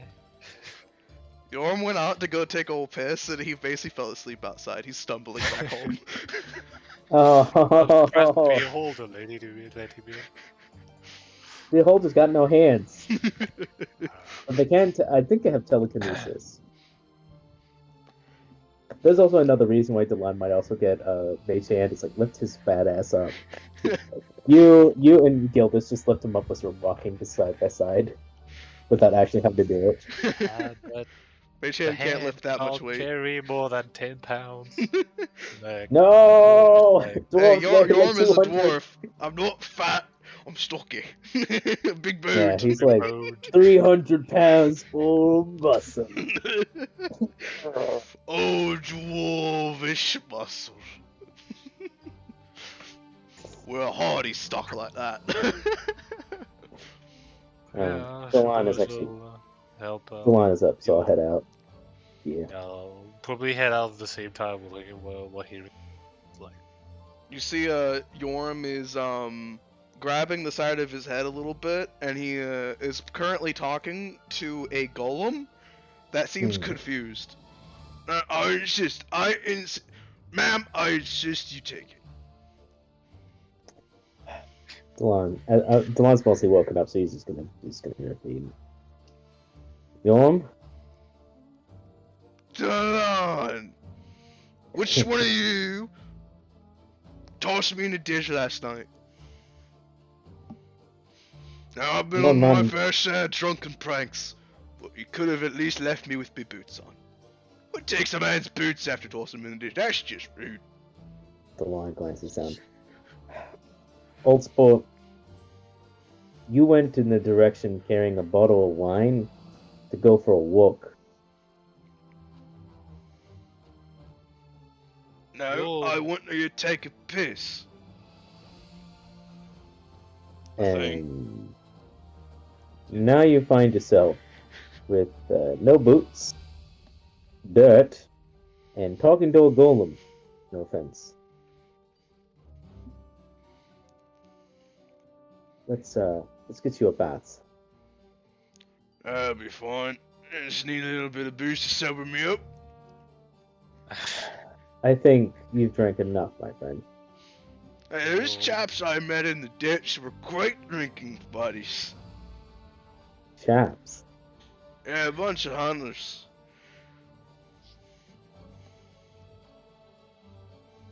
Delon's gonna glance to Gildas.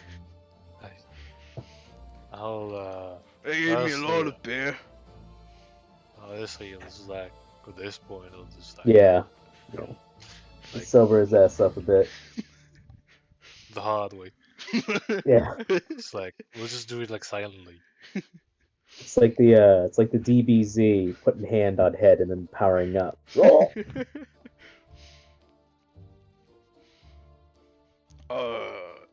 That's Ashma, thanks, Gildas, you're the best.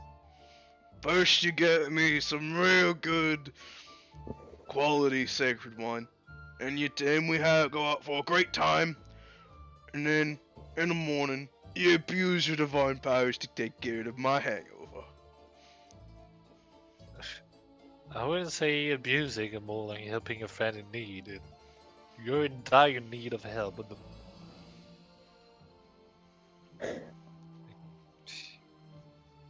Why would you just say that you're going there? It's like in a random direction. Not say you were going to take a piss at all. And then complain about it next day.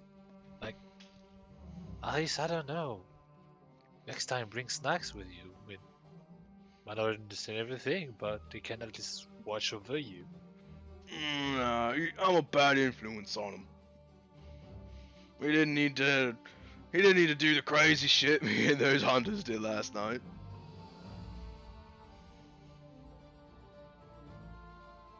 Which hunters? Which hunters? Some cloak fellows. It was a real friendly gal and about three blokes. Kept the hoods up. Real friendly though. Huh? I just look at Dallin. Confused. Did you just say?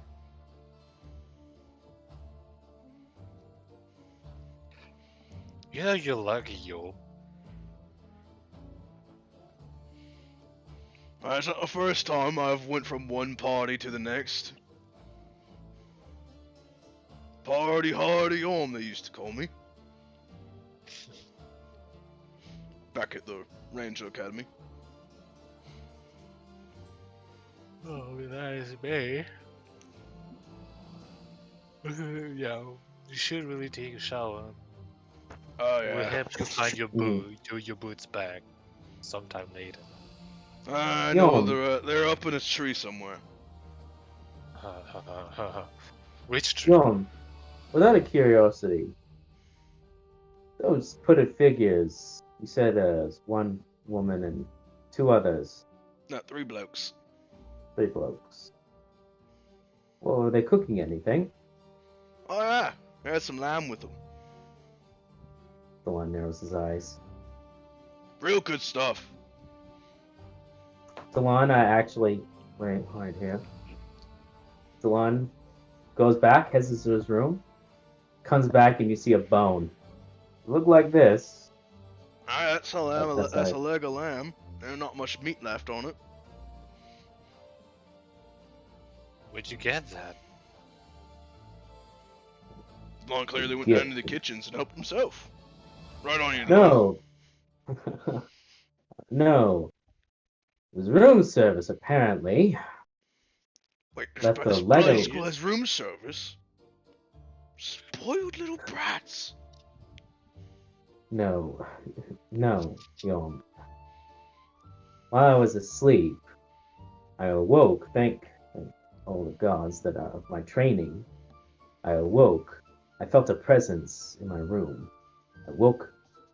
And the moment I did, I saw a fresh pair of boot prints and an open windowsill, which I clearly locked. Followed by, on the outside of it, a letter with a dagger placed in it, and a bit of rope. Left for me. The boot prints, however, led to my backpack, and inside my backpack was, he shows the bone, and 15 gold.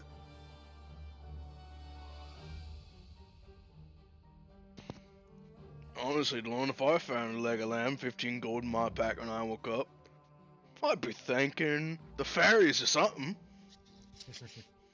That's a fucking good morning right there. Oh, was there anything on the bit of parchment though?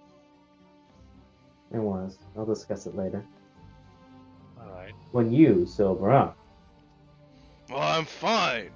Thanks to Gilros. And Bridget, thank you, Bridget. And get yourself a bath. We'll meet downstairs. We'll work on something else. Yeah, we're gonna see Yorm off. And but he's gonna lean over and whisper to Gildas. It was our ebony friend.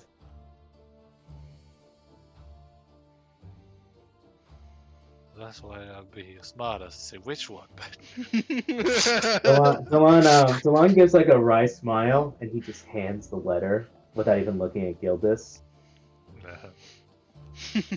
Which yeah, one? So I'll read the letter and say, "The tanker's bard, hey? I think I know why she gave you those 15 gold.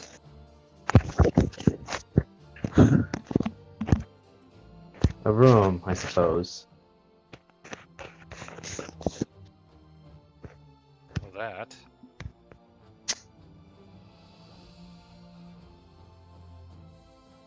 Or it might be just easier to call her the Gold. I mean, she's employed there. Who knows? Regardless, the main is it's an invitation.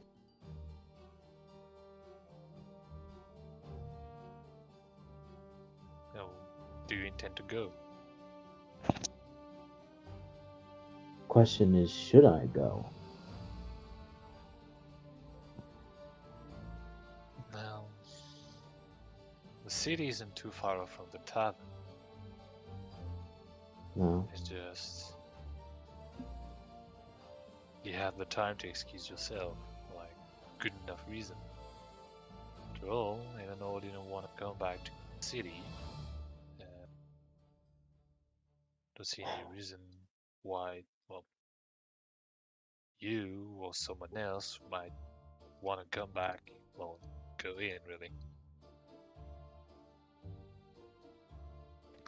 Well, if I'm going to the city, get your letters ready. I'll mail them there. If you're going to be with Eleanor and her ladyship Nightfield, all the better.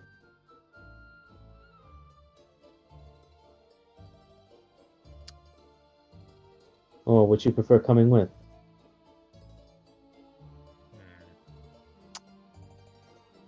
I could come with to give you security, but no, you already have somebody who could, well, help you inside the city. So, I think I'll do my part and keep the ladies busy.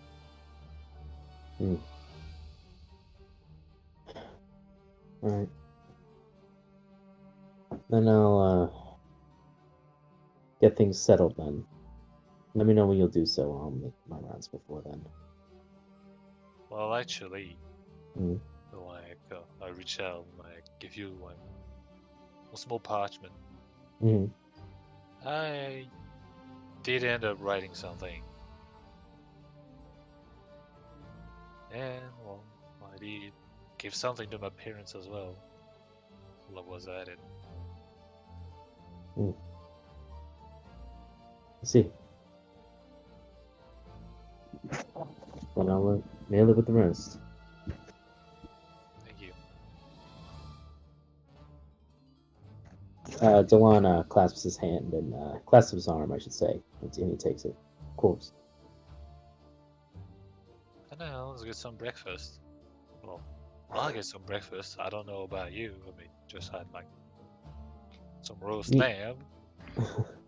Yes, you go ahead. I'll get my things ready. I'll meet you down very shortly. Bernard. Yeah, we should go there. I don't know whose golem it is staying in the way, but we really shouldn't be. Shouldn't stay there.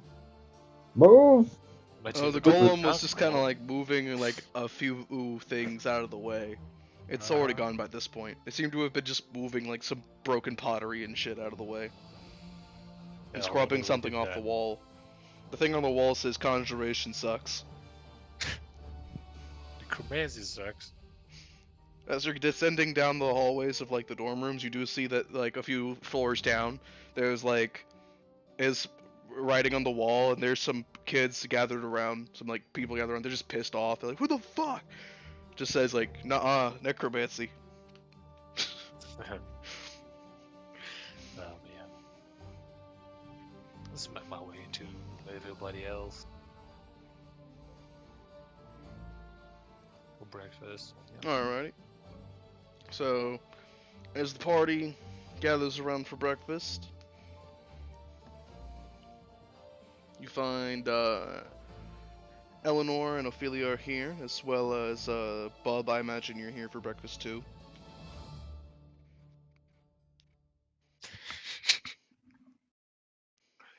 Bub is asleep at the table. He's been working too hard. The poor Bob was like, yeah.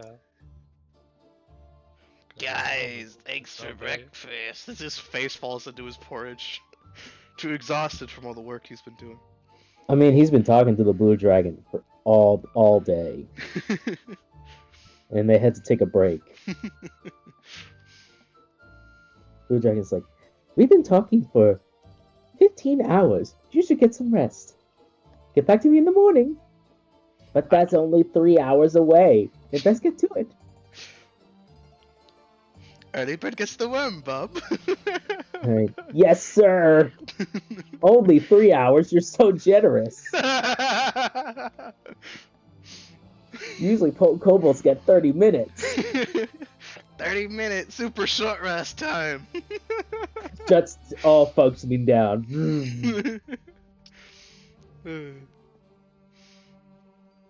We sleep like the dead for 30 minutes. If by sleep like the dead, you think we're actually dead. A lot of kobolds get mistaken for dead when they're actually sleeping, especially when they're injured. You go into a shock state. Shake said, so many we lose. I keep telling them to check the bodies. Just because they lost an arm doesn't mean they're dead. I mean, probably, but, you know, you never know.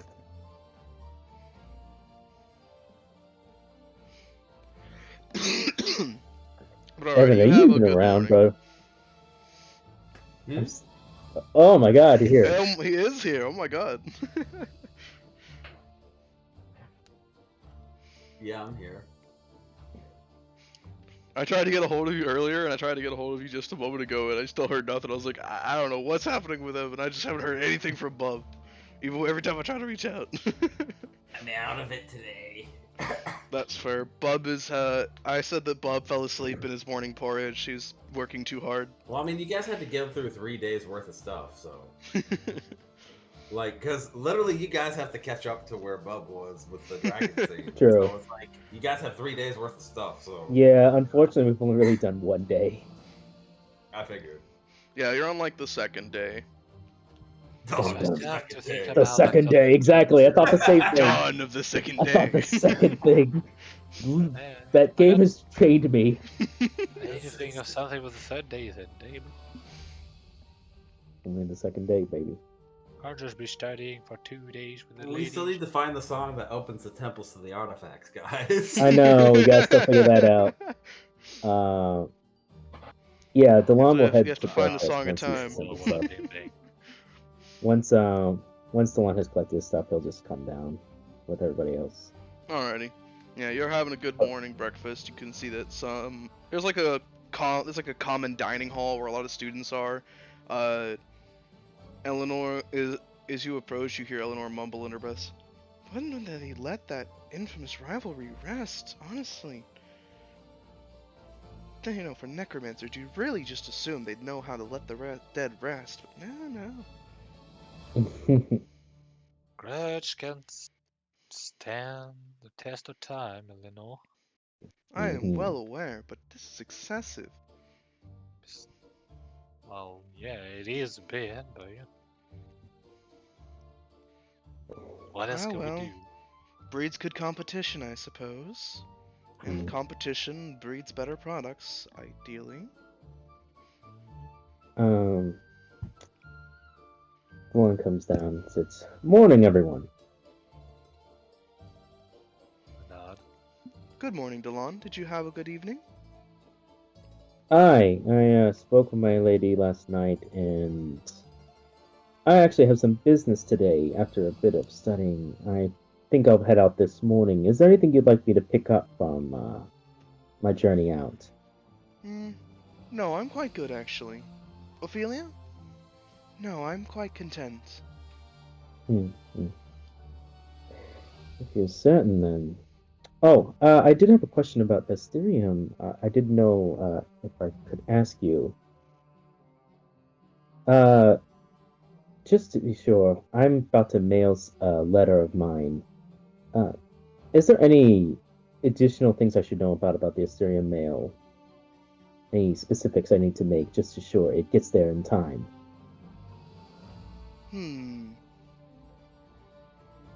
I would say that all you really need to make sure is that you get a proper stamp from the registration office. As long as you get that, it should be fine.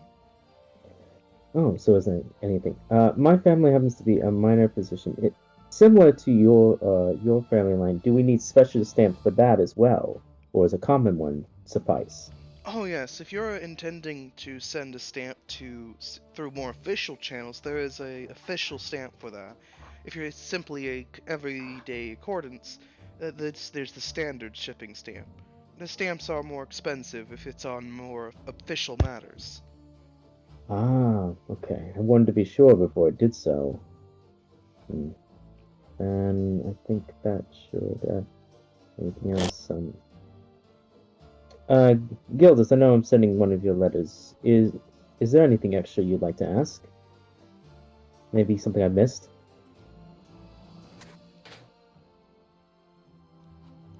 No, there isn't anything like that. Mm-hmm. Don't worry. All right then.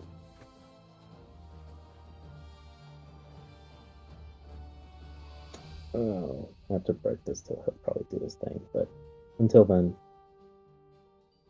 what was the plan with the letter thing? Basically, forging. You gotta forge her signature. That's what Yorm recommended doing. Get Yeah, but Tulio to do it for you. yeah, up Dylan probably head to the Cantankerous Bard. He's probably there or some shit. I mean, like I probably like send a message to Tulio that you're coming. Yeah, honestly, you might as well do that. Yeah, Dylan could use some backup. yeah. I mean, yeah. I didn't do that like after you left. It was like, yeah. Send a message to Tulio. Was like, yeah. Chief is coming to the Tanker's Bard. Help him. You actually have a surprisingly hard time reaching Tulio with that. Uh-huh. You will receive a weird amount of interference, but you do get something back of that says, "Oh, Gildas. Yeah, sure. Be there in 5." Cool. I mean, he's got time really. He doesn't have to do it in like 5 minutes, but to him. Mm-hmm. We'll probably wait till next session for all that. Yeah, I'm imagining so, honestly. Mm-hmm. Before I head out, did you wanted to do some of the research thing on your weapons and stuff for Delon, or do we want to that for next session? Gildas? You can do Because I know, that. because actually, funny enough, when you rolled your crit, I mean, there's not much Delon can really add to the Soul Hammer family. He can give context to the history roll. Basically, like I still want to talk about that because text like gives me one thing, but yeah, you also 'cause- know them like you can tell me about them like in a more personal manner. But yeah. I think Mm-hmm. we should just keep that for the third day. It's just like That's talking fair. between ourselves, really. That's fine. Yeah, that's all right. It's like I got Then, nothing for the third day, so Fair enough. Yeah. And this is gonna occupy my second now. I'll be It your likely second won't day take the gonna whole be- day, but you know. Nah. Hey man, What? going behind Eleanor's back to make a letter because she's too stubborn to write a letter. So Nico is just gonna do it for her. Is the funniest shit ever. Weirdly honorable and dishonorable at the same time. It's like, you went behind my back, honorably so. How is that honorable? Because you refused to do so. I asked your permission to do so, and I thought it was really invested. Really, we had the best of intentions. Why is it You're gonna be always mad. you three? Me too. Oh, I imagine like out of all of them, it's because just you like, hired us. yeah. Honestly, from the three of them, she's like, I can expect the other two, but from you, Delon, I was like, why are you getting mad at me? And you're like, it was my idea. I'm not mad at you. I'm mad at Delon for going along with it. You're like, but it was his idea. So it was his idea. He agreed. I proposed something else. I was ignored. So Well, I Really? mean, what would you like to do, Gildas? But what was your suggestion again? Yeah, it was like just a letter to the king instead, like have I him mean, send honestly, another. I think Delon probably just gonna do that instead of whatever bullshit. He's just gonna be like, that's why he asked about the official stamps. Actually, that was the way I was gonna get around it. I was actually gonna stamp it with an official stamp and just be a letter from Eleanor and just be like, hey, here's whatever. Then they have to basically give it. They have no choice, basically, to receive it. Nova loophole, basically. That's so instead of being nefarious, it's like, oh, I just sent that in. But I stamped it with official notes, so they had to take it. Yeah, I guess yeah. For our talks depends like how long like Honestly, yeah, that's Gildas's could choice is take. probably it's kind of a mix of both. Mhm. But yeah, I think yours idea was what inspired me to ask about the mail and stamps. So I think I'm gonna go with that. But yeah, for our talk, yeah, I guess will always be like on the second day. Just depends on how long both our things take up. Yeah. But then on the third day is like, oh well, whatever.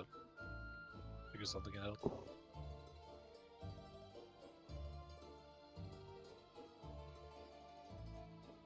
But Someone will alright also then. someone probably will either ask either for snacks or Yorm because they're not doing anything. It's like, hey, do you want to come with? Need some backup. Fair enough. But alrighty then. Never hurts. Go ahead. With the party Delon having received a mysterious letter in the evening, as well as a delicious meal having been given to him for free. The boys having gone out drinking and celebrating, as well as information having been gotten, and Bub in the hyperbolic time chamber with the blue training with the blue dragon. Tune next time for the full bub session. We're gonna end it here, and next time, some shenanigans are gonna happen, and Delon's gonna go into the city and go to the bar, have a conversation with the letter giver as Gildas investigates more things. Till then, bye bye. Well, no, not this thing,